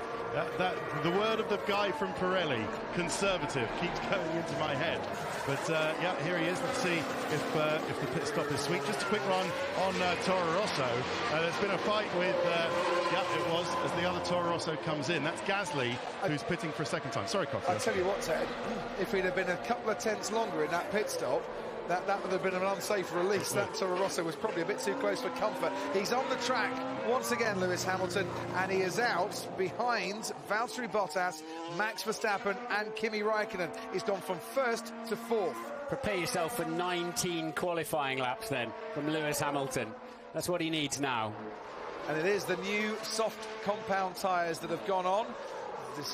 Mercedes deciding that they are a faster option than putting on an old set of super softs. So yeah, he's got Bottas straight ahead of him. Should be quite easy to get past. Max Verstappen, well, you never know how long Max Verstappen can defend. And then Kimi Raikkonen, back to another Hamilton-Raikkonen battle to the checkered flag. Yeah, but he only needs to get up to second place, doesn't he, for the title if Vettel's fifth, to remind you. So Bottas will be an easy touch. He's on fresher tyres and Bottas will not interrupt that progress. And if he just gets past Verstappen, he's in. Hamilton suffered with severe blisters and he's pitting again. Yeah, the soft was not a fantastic tyre. Understood, Max. He wants his money back on those, by the sounds of it. Yeah. Verstappen's pace at the moment, though, is still quicker than Kimi Raikkonen's. And this Raikkonen's just been held up. Might have been held up a bit on this lap by Marcus Ericsson, actually. He comes to lap a couple of back markers. He's only a couple of seconds behind our race leader is Verstappen. We just need everything now. Like you said, Martin, 19 qualifying laps for Lewis Hamilton. He's the man on a day like that, just like Michael Schumacher used to be. Ross Brawn and gang won many a Grand Prix, didn't they, with Michael Schumacher by giving him that kind of go out and just deliver me qualifying laps until somebody waves a little piece of black and white cloth at you and you've won the race. Hamilton fourth and Vettel fifth. He is not going to decide the title here in Austin this evening. We'll go on to Mexico City, but Hamilton on the charge. And his teammate Valtteri Bottas rather responding as well. Bottas needing to get a bit closer maybe to Max Verstappen. Now he hasn't got so much traffic behind in front of him. As soon as Lewis gets past the Williams, they really need to, Valtteri needs to be polite enough to make sure he doesn't cost Hamilton 1/10 of a second in turbulent air, so he can just get on with it, because I think he's still got a chance of winning this Grand Prix from there. Sebastian Vettel, pretty much for the first time since the lights went out at the start of this race, can see Lewis Hamilton at the moment. It has not been the case since he and Daniel Ricciardo collided at that particular corner and sent Vettel spinning 180 degrees. 12 seconds ahead to Raikkonen. How did it get to 12 seconds? Yeah, Lewis really suffered with the back marker traffic. He's just been in free air. He's hitting those back markers now. The thing is, those back markers are only Hartley and Van Dorn. He's only got 2 ahead of him. He's managed to get past Marcus Ericsson. And one by one, the back markers have gone out of the way now. Yeah, Lewis's problem is there's a front marker in there as well, in Max Verstappen, who's still keeping Raikkonen very honest. Look at that. Take that. 37.7. We'll have a piece of that. Here we go then. 11 seconds he is now behind in 4th place. So Bottas, as I said, we know will not fight him, should not fight him. He'll get his rewards another time, because Hamilton is now, with his tyres, Bottas on 23, Hamilton 14 lap younger tyres and on a mission. Engine will be turned up to 11. And Valtteri Bottas still ahead of him. But down into turn 12, is that a very good place for Lewis Hamilton to slip by Valtteri Bottas under a bit of instruction by Mr. Team Orders? Bottas is slowing, so he got the benefit of a bit of DRS, and then, absolutely as we thought, there's no point in Lewis spending 2 laps closing him down and then letting the inevitable happen. I feel sorry for Valtteri, but that's about, Lewis having gone faster through the season, scored more points. Psychologically, it must be hugely challenging for Valtteri Bottas, and I'm hoping in the last 3 races he'll get his just rewards. Yeah, once the driver's title is decided and the Constructors' Championship pretty much in the bag, then Valtteri Bottas will be free to race once again. So Hamilton then is up into 3rd place. Max Verstappen is 2nd. Kimi Raikkonen, who Melbourne 5 years ago was the last time Kimi Raikkonen won a Formula 1 Grand Prix. If he wins today, and there's 15 laps to go, he will break the record for the longest streak between Formula 1 Grand Prix wins. Riccardo Patrese holds that record at the moment of 99 races between Kyle Army 83 and Imola 1990. For Kimi, I think it's 111 races that streak will be. Or to put it another way, Martin, 2,044 days since Kimi Raikkonen last won a race so long ago. Lewis Hamilton only had 1 title back then. I think you say still at school. Let's watch these sectors as they unfold. 26.1 for Lewis, 26.4 for Raikkonen, Verstappen, and he can just about see his rivals then as he goes over that blind crest, surprisingly blind crest down the back straight actually when you drive this circuit. 15 laps to go, plenty of time. He ought to have the sheer grunt to get past Verstappen when he gets there. Let's just watch Kimi Raikkonen coming into the final corner. Rust is not moving. Yes, solid blue now. Yeah, but it's been a long time. Not overly impressed with Brandon Hartley not getting out of the way. I wonder if Kimi was held up a little bit. Paul DeResta's at Sky Race Control. Yeah, Crofty, I just want to pick up on something Hamilton said in their pre-race show when he was speaking to Johnny. One thing we've been denied is a Verstappen-Hamilton battle on track for track position. There's one guy he fears and there's one guy not going to give him any space. Who's next up in line? What was it he said to Johnny, Martin? If Max is going to the left, where do you go? He says, go to the right, it's Max. Yeah, well, we're about to find out, aren't we? We've already seen a very wide Kimi Raikkonen, or a very wide Ferrari under the control of Kimi Raikkonen. This could be a precursor, though, Martin. A Hamilton battle today to something I think a lot of us want to see next year as well. But there might be another twist in this tale yet, because Vettel's catching Bottas. So Hamilton 2nd, Vettel 4th. would be okay for Seb. Yeah. So Bottas has got to get on with it. He must be... no, he's not in traffic at the moment. So Vettel's flying along.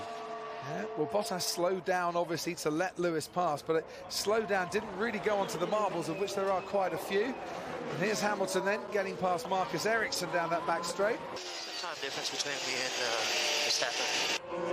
Verstappen's doing 38.9. That's too big a deficit. Too big a deficit. You will have a good straight line advantage over him. So let's see when we get there. Right, but it's what state his tyres are in by the time he gets to Max Verstappen. He thinks that the current deficit of 4.5 seconds is going to be too big. And we shall see. He's got to get past Brendan Hartley himself as well. On board with Sebastian Vettel. Now, Vettel currently in 5th place in this race.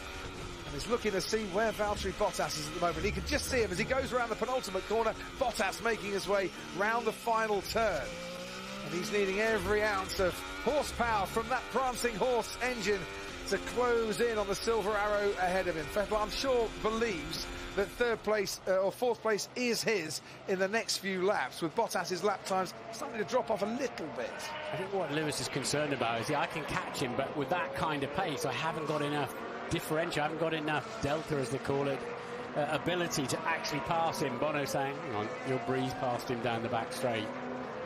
We'll find out. A bit of DRS would come in very handy, but he's still giving it hammer time, as you can see out on the track. 25.9 for the first sector. That's the fastest one we've had so far. And we do see some blisters also on Bottas. We believe he's trying to go to the end. Yeah, copy. Sebastian Vettel stopped on lap 26. Valtteri Bottas on lap 23 for his pit stop. Raikkonen leads then, 2.2 seconds clear of Max Verstappen. Verstappen, by the way, keeping pace with Kimi Raikkonen for this race. Once again, Verstappen starts towards the back of the grid. A becomes a bit of an interference for the championship contenders around them, but B puts himself in with a great shout of a podium and a really strong point-scoring position. Last time, by the way, somebody was on the podium in the US from that far back on the grid, from 18th. Actually, it was Tio Fabio, I think he was 3rd, from 23rd on the grid for Brabham in Detroit in 1984. Not a race I'm sure, Martin, you remember beautifully. No, unfortunately not. I was in hospital, I think. So Hamilton then, another second he's taken out of the leaders on that lap. 1.1 against Raikkonen. 5.7 covers the top 3. Vettel still coming at Bottas. If Vettel passes Bottas, Hamilton has to win the race to take the championship today. Absolutely. And if Lewis Hamilton passes Verstappen, he'll be in title winning position as well. Ted, down to you. I love this. I love this because Kimi Raikkonen, being aged 39, is making me feel better about being old. He's going so well today. But I tell you, his lap time isn't getting any quicker. They're stuck, both of them, both Raikkonen and Verstappen, in the 1:38.9s, whereas Hamilton 1:37. So, yeah, 3 laps time. 3 laps, everyone. If you've got something to do, you know, comfort break or cup of tea, go and do it now, because in 3 laps time, that's when it's all going to happen. We reckon he will catch us in the last 3 laps of the race. And that, I assume, is Hamilton they're thinking of there in the last 3 laps of the race. 113 races then since his last win. I assume it's Hamilton. Could it be Max they're talking about? No, I think they're talking about Lewis Hamilton. That's like that horrible nightmare you have sometimes when you're running down a tunnel and the tunnel never ends and they're catching you up until you wake up. Kimi Raikkonen's version of The Shining about to happen to him. Is that what you're saying? Yes. Oh, dear. 44 laps out of 56 then, or 43 laps out of 46 completed. Personal best for Raikkonen, slightly quicker than Verstappen. Kimi's got a bit of grip in there yet. And this time only 0.6 faster is Lewis Hamilton. Yeah, he's 3 seconds, just under, behind Max Verstappen. Back markers, Hartley and Ericsson keeping out of the way of Valtteri Bottas, who says thank you very much as he gets past into turn 1, and Sebastian Vettel slips down the inside of the Ferrari-powered Sauber as well. Vettel almost into DRS range, almost within that 1 second to be able to open his rear wing down the back straight in particular. So he is menacing the Mercedes now. There's a recovery drive from Sebastian Vettel once again after tangling with Daniel Ricciardo and spinning round and almost sent spinning out of the championship race, but he's not out of it yet, and he hasn't certainly given up. The man outscored by Hamilton, 168 points to 93 in the last 7 races. He's been outscored by Valtteri Bottas as well. He hasn't led a lap in the last 4 races before this, and it really has been a bit of a horror in the second half of the season for him, but he hasn't given up, and he's still giving it his all out there as he tries to close in on Valtteri Bottas for 4th place at the moment. Out in front, still just 2 seconds between Kimi Raikkonen and Max Verstappen. 2.5 seconds back to Lewis Hamilton, who's had to pit twice. These guys are pretty quick. Well, Max is driving pretty quick. Lewis is having to raise his pace a little bit as well. And the top 3 in this race are about to cross the start-finish line while we ride on board with Sebastian Vettel, and they are separated, Martin Brundle, by only 4.5 seconds. They just turned the engine up. No wonder Lewis said these guys are pretty quick. He watched that lap unfold, and they've gone straight into the mid to low. 1 minute 38 have Raikkonen and Verstappen. Hamilton still in the late 1 minute 37s and catching them. And Vettel now within DRS range of Valtteri Bottas, as you can see. Sebastian Vettel, even when he gets past Valtteri Bottas, he's still going to be quite a bit behind that top 3. If Kimi Raikkonen really wants to help and can defend by doing this, his teammate Martin, he'll apply the brakes a bit at the moment, and he'll start to slow the pack down, if he can. Yeah. If he can. If Vettel latches on to Raikkonen, that'll play into Hamilton's hands. If Verstappen latch on to Raikkonen and play into Hamilton's hands. If Verstappen and Hamilton start fighting over 2nd place, Kimi will be home and free. Absolutely. And wouldn't it be great? Wouldn't it be great for those romantics out there amongst us to see Kimi Raikkonen win again? Arguably today, his best chance for a while could be his last chance, depending on what happens in the final 3 races of the season, to win a Formula 1 Grand Prix. And I'm not trying to be disrespectful to Sauber, but they haven't won a race yet in their career. I suspect Sauber will look very much like a B Ferrari next year, even more so. So he won't be too shabby, but it's not the works team with the might and resource of the works team. Before anyone wants to hashtag Ask Crofty and say, didn't Sauber win a race once with Robert Kubica? That was BMW Sauber. That wasn't the Sauber that you see now. That was a works manufacturer team, and Peter Sauber never really thought that that was the proper Sauber team. 3.8 seconds covers the top 3. 54 kilometres to go, we see on the screen. Just over 30 miles in real money. 30, it doesn't sound a long way, does it? If you're Kimi Raikkonen, I would imagine it would seem like an absolute age. He's waited an eternity to be in with a chance of winning a Grand Prix. It could yet happen, but Verstappen is catching him just tantalisingly by 1/10 or 2 a lap, as he's got that gap to about 1.5 seconds. Top 3 all in one frame, easily all in one frame now. And there, Verstappen, Hamilton, the gap now 1.6 seconds from Hamilton to Verstappen. If Lewis Hamilton finishes 2nd and Sebastian Vettel finishes 5th or worse, Hamilton is champion. Hamilton is looking to pass Verstappen into a championship winning position. I think Hamilton's going to make some overtakes. He's going to have to make some overtakes to win the championship today, quite clearly. Probably 2, because Vettel lost a little bit on the previous lap, actually. They're getting twitchy down at Ferrari. They've probably been twitchy at Mercedes all week long. They're probably very twitchy down at Red Bull as well, for whom the day didn't go well for Daniel Ricciardo, but for his teammate Max Verstappen. Is there a possibility that he can add to his win tally and pick up a 5th win for the young man, who, if he did stand on the top step of the podium, would actually be able to drink that champagne legally in the United States for the first time ever, because he's 21 now. Toto Wolff celebrated his 21st birthday just a couple of years ago. He's looking to try and celebrate today. At the moment, the championship, the constructors isn't Mercedes, the drivers isn't Hamilton. Lewis could be in DRS zone down the back straight this time around. He'll be well into the turbulent air coming off the back of the 2 cars ahead of him now. Hot and turbulent air, that is. So I think there's a detection point somewhere about now.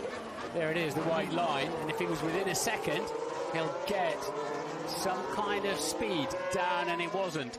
Some kind of speed down this back straight. The Williams is in the middle of it all as well now, of Lance Stroll. Yeah, Kimi's managed to get past Lance Stroll. Max still has to lap the back marker, and Stroll does manage to keep out of the way. Now, he keeps out of the way not just for Max, but that's well played, Lance Stroll on that one. Keeps out of the way of Lewis Hamilton. What Lewis didn't want was to now be behind the Williams through this particular section of track. Yeah, I bet the Mercedes is sliding around a bit now. Now he's caught up these two. And that, I think, is what Lewis was alluding to. They're fast enough. I can catch them. Can I pass them? This is way too close to call, isn't it? Way too close to call as to the order of the podium. Once again, Austin giving us thrilling racing here, close racing. I love the way that this lap finishes off as well, because you can have a dive into turn 12, but then you kind of keep pace with the car in front of you, overtaking you through the next series of corners as well. As Kimi Räikkönen, Max Verstappen and Lewis Hamilton, the top three, make their way into turn 1. Gap between Hamilton and Verstappen now down to a fraction over a second. I say what they are going to do is catch. There's a massive scrap. Hulkenberg, Sainz, Ocon, Magnussen and Perez. They're going to catch that lot before the end of the Grand Prix, and they are fighting like crazy amongst themselves. Well, absolutely. If you look at the Constructors' Championship, Renault and Haas separated by only 8 points at the start of this race, but it's been a brilliant race so far for Renault. Hulkenberg 6th and Sainz 7th. So Vettel dropping back a tiny bit from Bottas, stays in 5th. So at the moment, Hamilton just needs Verstappen to win the title, to pass Verstappen. I'm sure you're all on the edge of your seats here. We're on lap 49 of the US Grand Prix. If anything, Max looks closer to Räikkönen, to Kimi, doesn't he? He does. What would be the more popular win, I wonder, from these top three? Räikkönen to break that long duck, Max Verstappen to stand on the top step of the podium after being denied a podium and kicked off the podium here last year, or Lewis Hamilton to get a win and celebrate a World Championship as well. See, as soon as Lewis has joined the gang, he's dropped into their lap times. You know, that relentless pursuit is over because he's into the turbulent air. He's going to have to find something. I don't know what he's got left in the motor. If he's got a few bits of quali boost or something he'll be allowed to use. That's what he needs now. Lap 50 of this race. Paul di Resta is at Sky Race Control.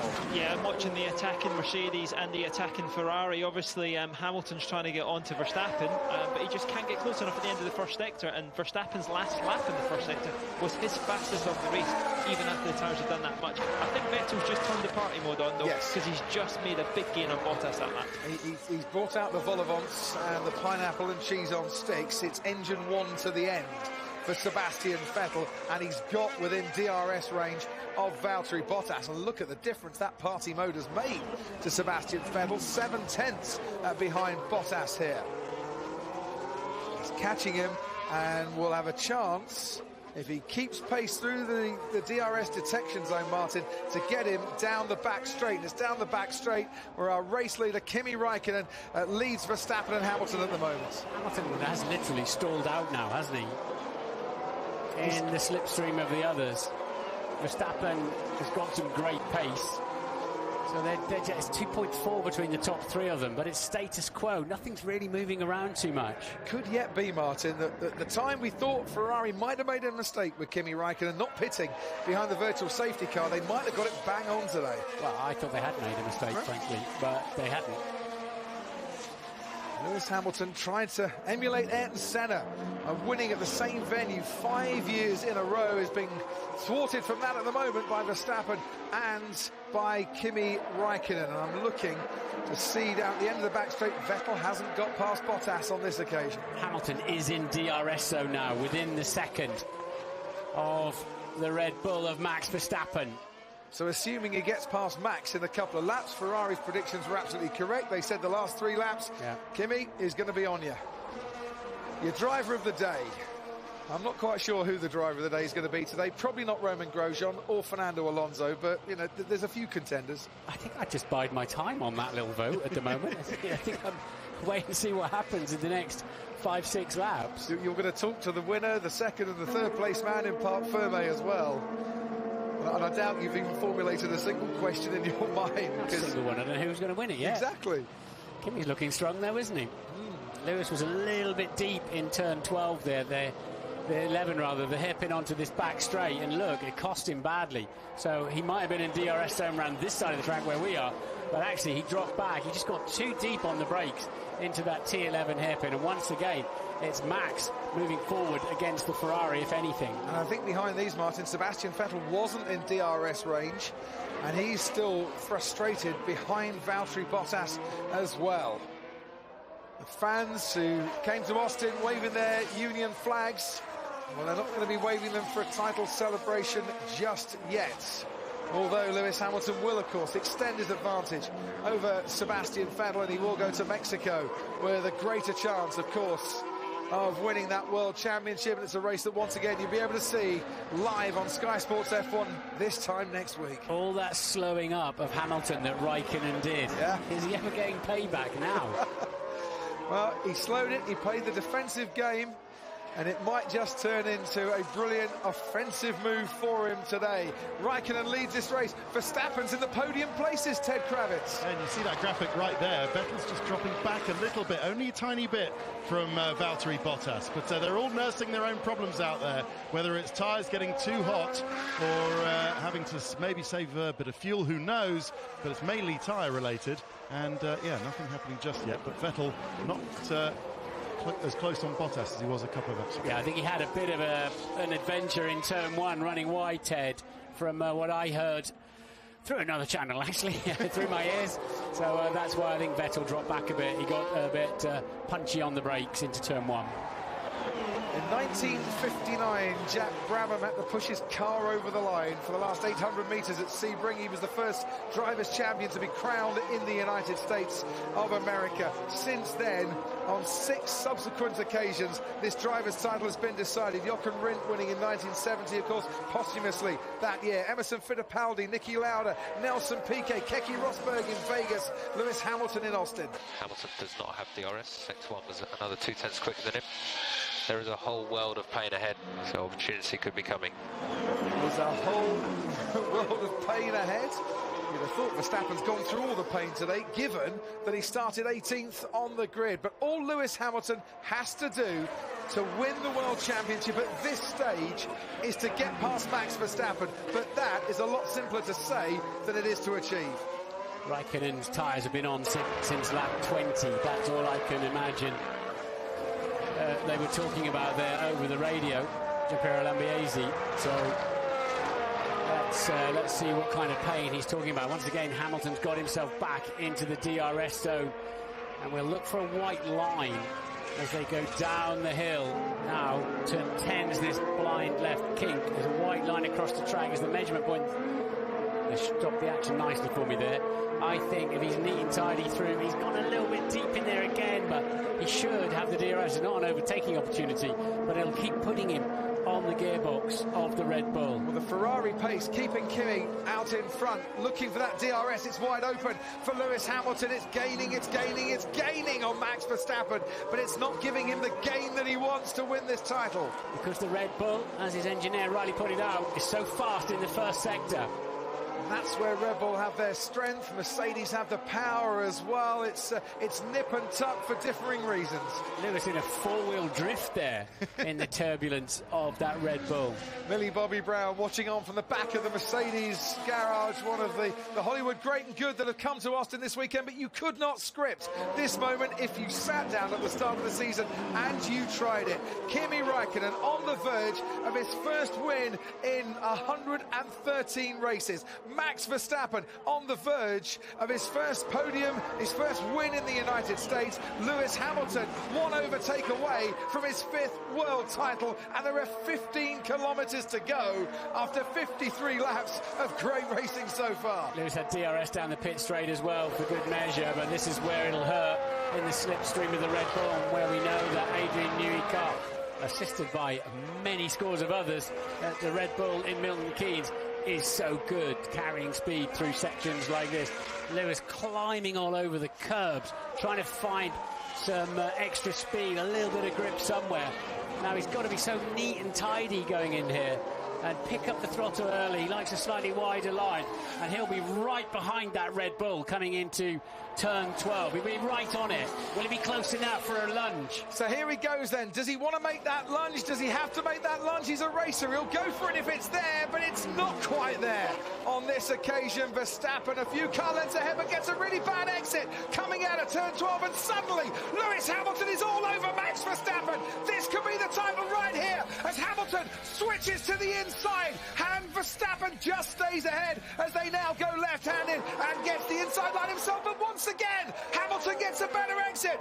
Now round 10-17, Lewis Hamilton and Max Verstappen going wheel to wheel, and Verstappen on the better line, getting away from Hamilton as he goes wide and onto the runoff. And was that the moment that the title today slipped out of Lewis's hands? I think it was. He got on the marbles, on the discarded rubber, on the outside clag, you call it in America, the outside of the corner, and he just simply skated off. Verstappen, remember, he got a penalty on that long corner last year for undertaking Kimi Raikkonen off the track. So Lewis thought better of going around there, tried to do the undercut, always being very careful, never going too near the Red Bull, once again cutting back underneath. And this is where I thought he'd find enough grip, but Max was having none of it. We're going to cut to another view, and we'll see as they go into turns 16, 17 and 18, they form one long arc.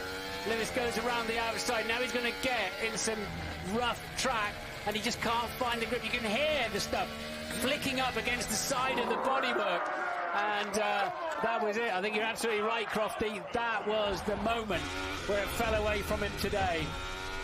He'll live to fight another day, but what a great fight that was. Meanwhile, Sebastian Vettel is a lot closer to Valtteri Bottas than he has been for the last few laps. And could Vettel now take the fight on as well?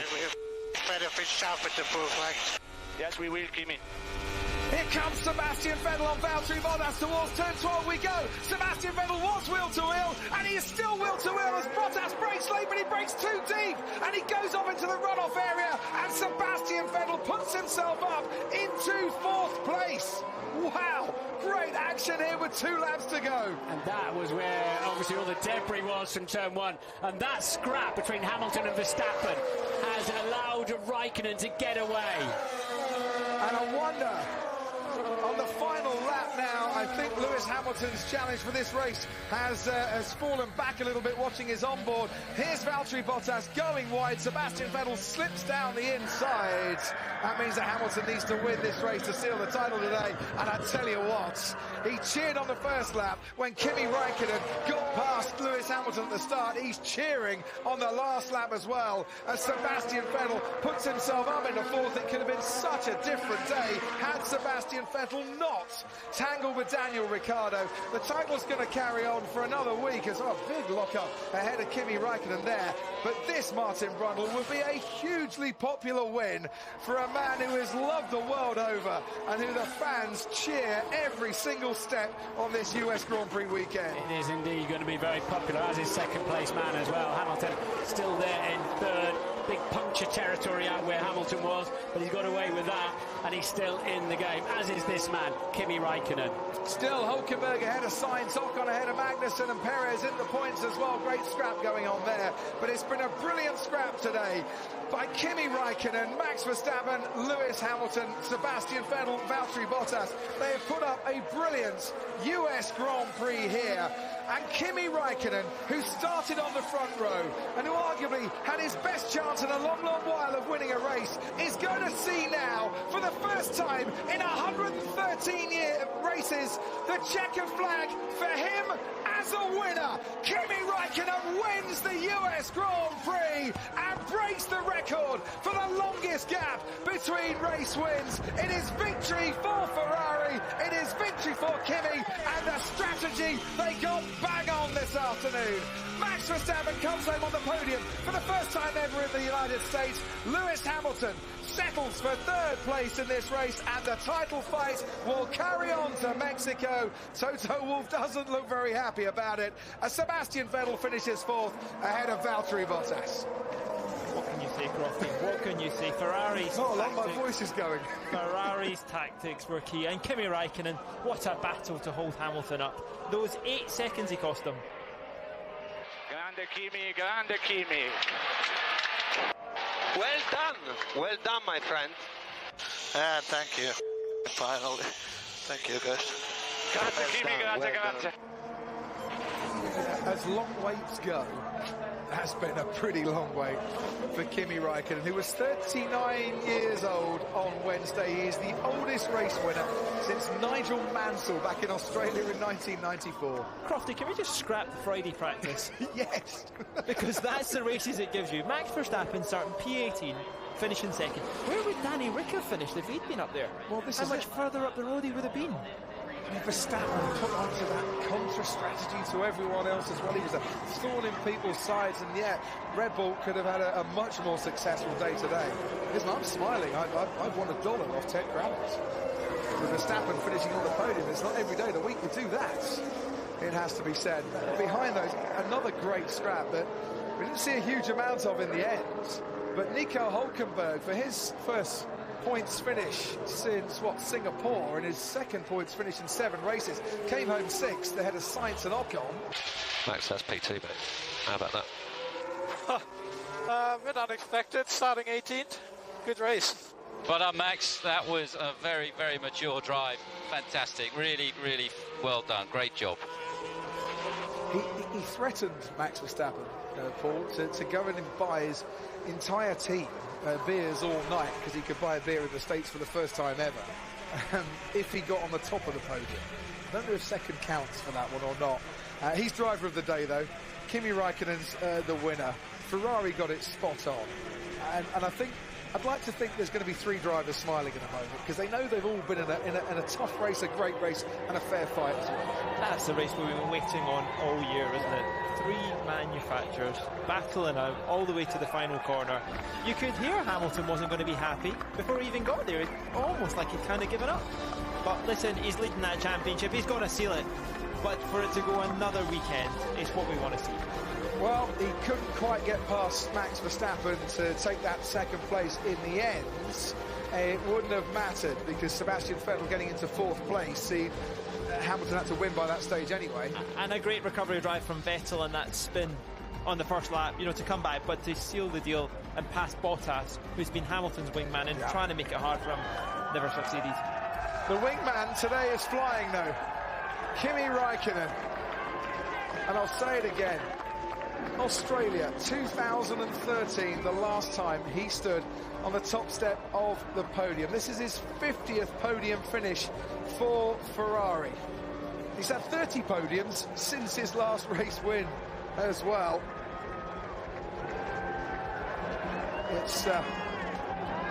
It's quite incredible. Martin Brundle waiting to speak to him, and we'll allow Kimi a few moments to take his helmet off. Your race winner here in Austin. Great job! Great job! Kimi Räikkönen, congratulations. You've made a lot of Formula One fans all around the world very, very happy today. Maybe not quite as happy as you are.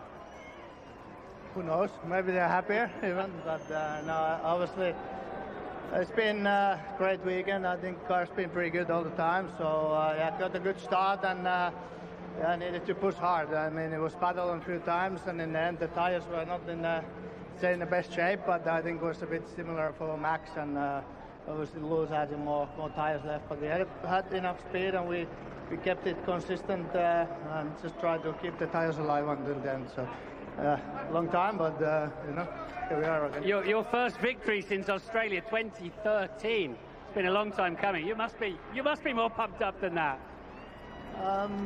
Yeah, obviously I'm much happier than finishing second, but yeah, I'm happy, but let's see later on. But yeah, great job. 3 critical points: the start, and then when you were running a very wide car. Well, the second one actually was when you pretended you were going in the pit lane, and Lewis had come in instead. He was going to do the opposite to you, and then obviously holding him up for about 8 seconds. Everything put together, that's what made you the victory. Yeah, I think it was obviously coming in the right time and having enough tires on both times. So it was a bit balancing act, but we did it very well, well enough to win in that. So yeah, it was a great and good battle. So I think that's what we all want as the drivers and also as a people here. Okay, well done again, Max. P18 to P2, great drive. Yeah, a bit unexpected, but good start, good first lap.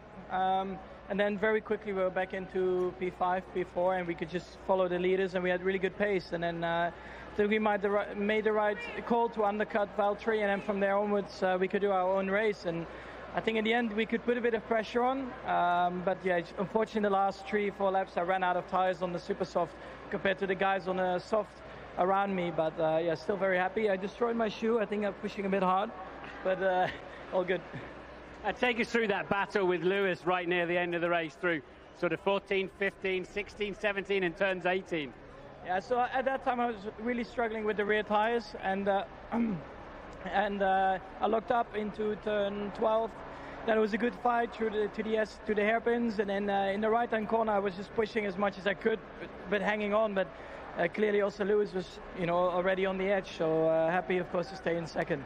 Okay, congratulations. And Lewis, the championship goes on for another week, but you had some adventures during that Grand Prix. How do you feel about the race? Well, firstly, big congratulations to Kimi. You did a great job today. No mistakes. He had a great start and managed it all the way. So I think on our behalf, also Verstappen did a great job as well. I mean, he was on a slightly better tyre than us at the end, so naturally a bit of a struggle. I naturally thought we would have been able to do better, but this is the best that we were able to do in the end. But it was great that we got to do some racing at least. But yeah, we just have to keep working, keep pushing to the next race. That pivotal moment where you were told to do the opposite to Kimi, and you came in lap 11, so it gave you a long way to go, didn't it? And it looked as if you did a cheap pit stop under the virtual safety car, but you just ran out of tyres. Yeah, I think ultimately, yeah, I came out, I had the pit window. It was very, very close, but then, after I did my stop, it was 12 seconds. It was way, way too far to catch up. So I'm not really quite sure how the strategy ended up like that, and that's always difficult because you only have a certain bit of life with a brand new tire to make a difference, and once you caught 12 seconds up, there's none left. So yeah, but anyways, I'm really happy still that we still got a top 3. It's still close. Ferrari picked up their game this weekend, so we've got to push hard for the next race. And the next race is just next weekend in Mexico City. You can't miss that one. And we certainly won't miss that one. Sebastian Vettel has to win the remaining 3 races this season to stand a chance of becoming Formula 1 World Champion in 2018.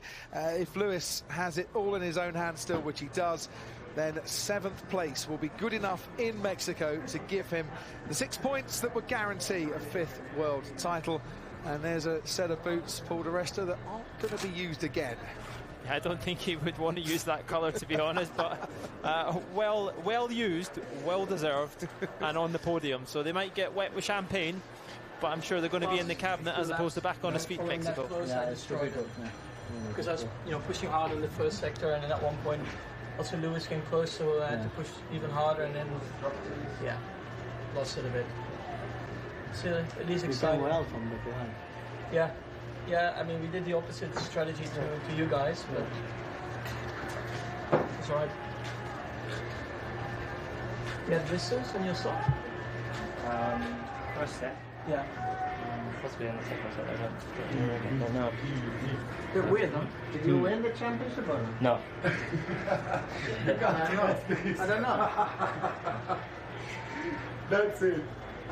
Signori, keep it right. Last year I would have said, massive. Oh yeah. now I'm allowed to stay. Yeah. Bill Clinton said to me, "Oh, tough day for you." Because I know it was tough for me, but all good.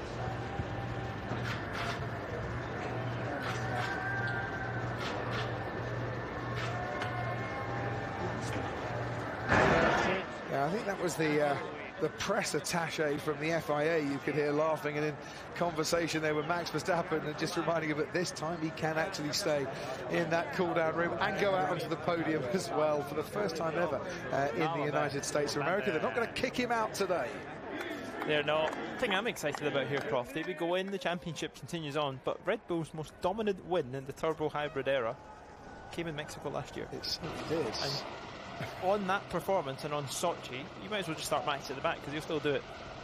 It is so much better, isn't it, when Max or Daniel start from the back, blast their way through, but I'm sure they'd rather take a front or a second row for next week or after in Mexico City. So it's the second lowest winning, would have been the second lowest winning grid position in history for Max Verstappen. But from 18th on the grid, he does come out to the podium for the first time in the turbo hybrid era. Mercedes don't win the US Grand Prix. Max Verstappen, for the first time ever here in Austin, manages to stand on the podium, and Kimi Raikkonen and Ferrari on top today. Ferrari winning in the United States for the first time since Michael Schumacher in 2006. On this day 11 years ago, Kimi Raikkonen won the World Championship. Today, he can celebrate a first race win since 2013.